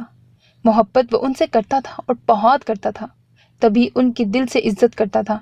زرمینے اور وقتار نے اسے اتنی محبت دی کہ وہ زرمینے اور وقتار کو مور چاند اور بابا جان کہنے پر مجبور ہو گیا۔ شانزے کو وہ ماما کہتا تھا۔ بابا جان لفظ کیسا تھا، اس کی مٹھاس کیسی تھی، یہ وہ اب محسوس کرتا تھا۔ اکثر دریاب دوستوں کے ساتھ باہر گھومنے پھرنے جاتا، مگر وہ کہیں گھومنے جاتا تو تنہا جاتا تھا۔ زرمینے کے پوچھنے پر کہہ دیتا، مور چاند اپنی ذات کو تلاشتا پھر رہا ہوں، یوں لگتا ہے اس دنیا میں کہیں کھو گئی ہے۔ زرمینے بس چپ چاپ اسے دیکھتی رہتی۔ وہ سب جانتا تھا، اسے بچپن کا ایک ایک واقعہ حفظ تھا، اس کی ماں کی آنکھوں سے بہتے وہ آنسو، اور موت کے وقت اس چہرے کی وہ بے بسی اور آنکھوں میں اجڑے وہ خواب۔ اسے راتوں کو نیند نہ آتی، آ جاتی تو سامنے خون میں لت پت شانزے کی لاش گھومنے لگتی۔ پہروں وہ آنسو بہاتا رہتا۔ تھوڑا بڑا ہوا تو سب سمجھنے لگا، حویلی والوں نے اس کی دو ماؤں کو دکھ دیا تھا، ایک سہ نہ پائی اور ایک کہہ ہی نہ پائی۔ اسے وقت کے ان فرعونوں سے انتقام لینا تھا، اسے انہیں کوئی ظاہری تکلیف نہیں پہنچانی تھی، اسے انہیں اندر سے مار ڈالنا تھا۔ زرمینے اس کی اس درجے نفرت پر سنسی رہ جاتی، مگر وہ انہیں بے بس کر دیتا۔ اس کی باتیں زرمینے کو بے بس کر ڈالتی۔ زرمینے اس کے دل کے حال سے واقف تھیں، ان پر بھی تو یہی کیفیت طاری رہتی تھی۔ انہیں اداس دیکھ کر وہ پریشان ہو جاتا تھا۔ وقتار کی موت کے بعد وہ پاکستان جانے کے بارے میں سوچنے لگا۔ اس نے عالمگیر خان کا نمبر ملایا، جس ضبط سے وہ جھکا تھا وہی جانتا تھا۔ ان سے بات کرتے چہرے پر جو نفرت اور لہجے میں جو مٹھاس تھی، اس سے وہی واقف تھا۔ اپنا حق مانگ کر اسے شان سے واپس لوٹنا تھا، اور وہی اس نے کیا۔ وہ پوری شان سے پاکستان لوٹے۔ زرمینے کو دریاب کے سنگ وہ پہلے ہی بھیج چکا تھا۔ اس کے 2 دن بعد وہ بھی سب سمیٹے پاکستان آ گیا تھا۔ اس کا قیام اسی گھر میں تھا جہاں اس کی ماں نے زندگی کی بازی ہاری تھی۔ وہ 24 سال بعد پاکستان آیا تھا۔ اسے لگتا تھا اب تک اسے صبر حاصل ہو گیا ہوگا، مگر وہ غلط تھا۔ وہ در و دیوار دیکھے، اس کے سامنے ہر منظر ایک فلم کی مانند چلنے لگا۔ وہ 33 سال کا مرد وہیں گھٹنوں کے بل بیٹھے زاروں کی تار رو رہا تھا۔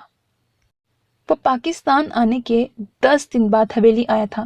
سب سے پہلے اس نے جائیداد کے کاغذوں پر دریاب کے سنگ دستخط کیے تھے، اور دستخط کرتے لمحے اس کے چہرے پر دنزیہ ہنسی تھی۔ اسے شانزے کے الفاظ یاد آ رہے تھے۔ وہ کہتے ہیں کہ کسی کمین کی اولاد ان کی جائیداد میں وارث نہیں ہو سکتی۔ وہ خاندانی عورتوں کی اولاد کو وارث مانتے ہیں۔ اس کا دل کہے لگا رہا تھا، چیخ چیخ کر کہہ رہا تھا، دیکھ لو عالمگیر خان، آج مجھے وراثت بھی ملی اور تمہارے سب پوتوں سے زیادہ ملی۔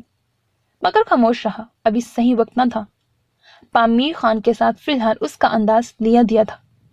پامیر خان اس کا کچھ نہیں تھا۔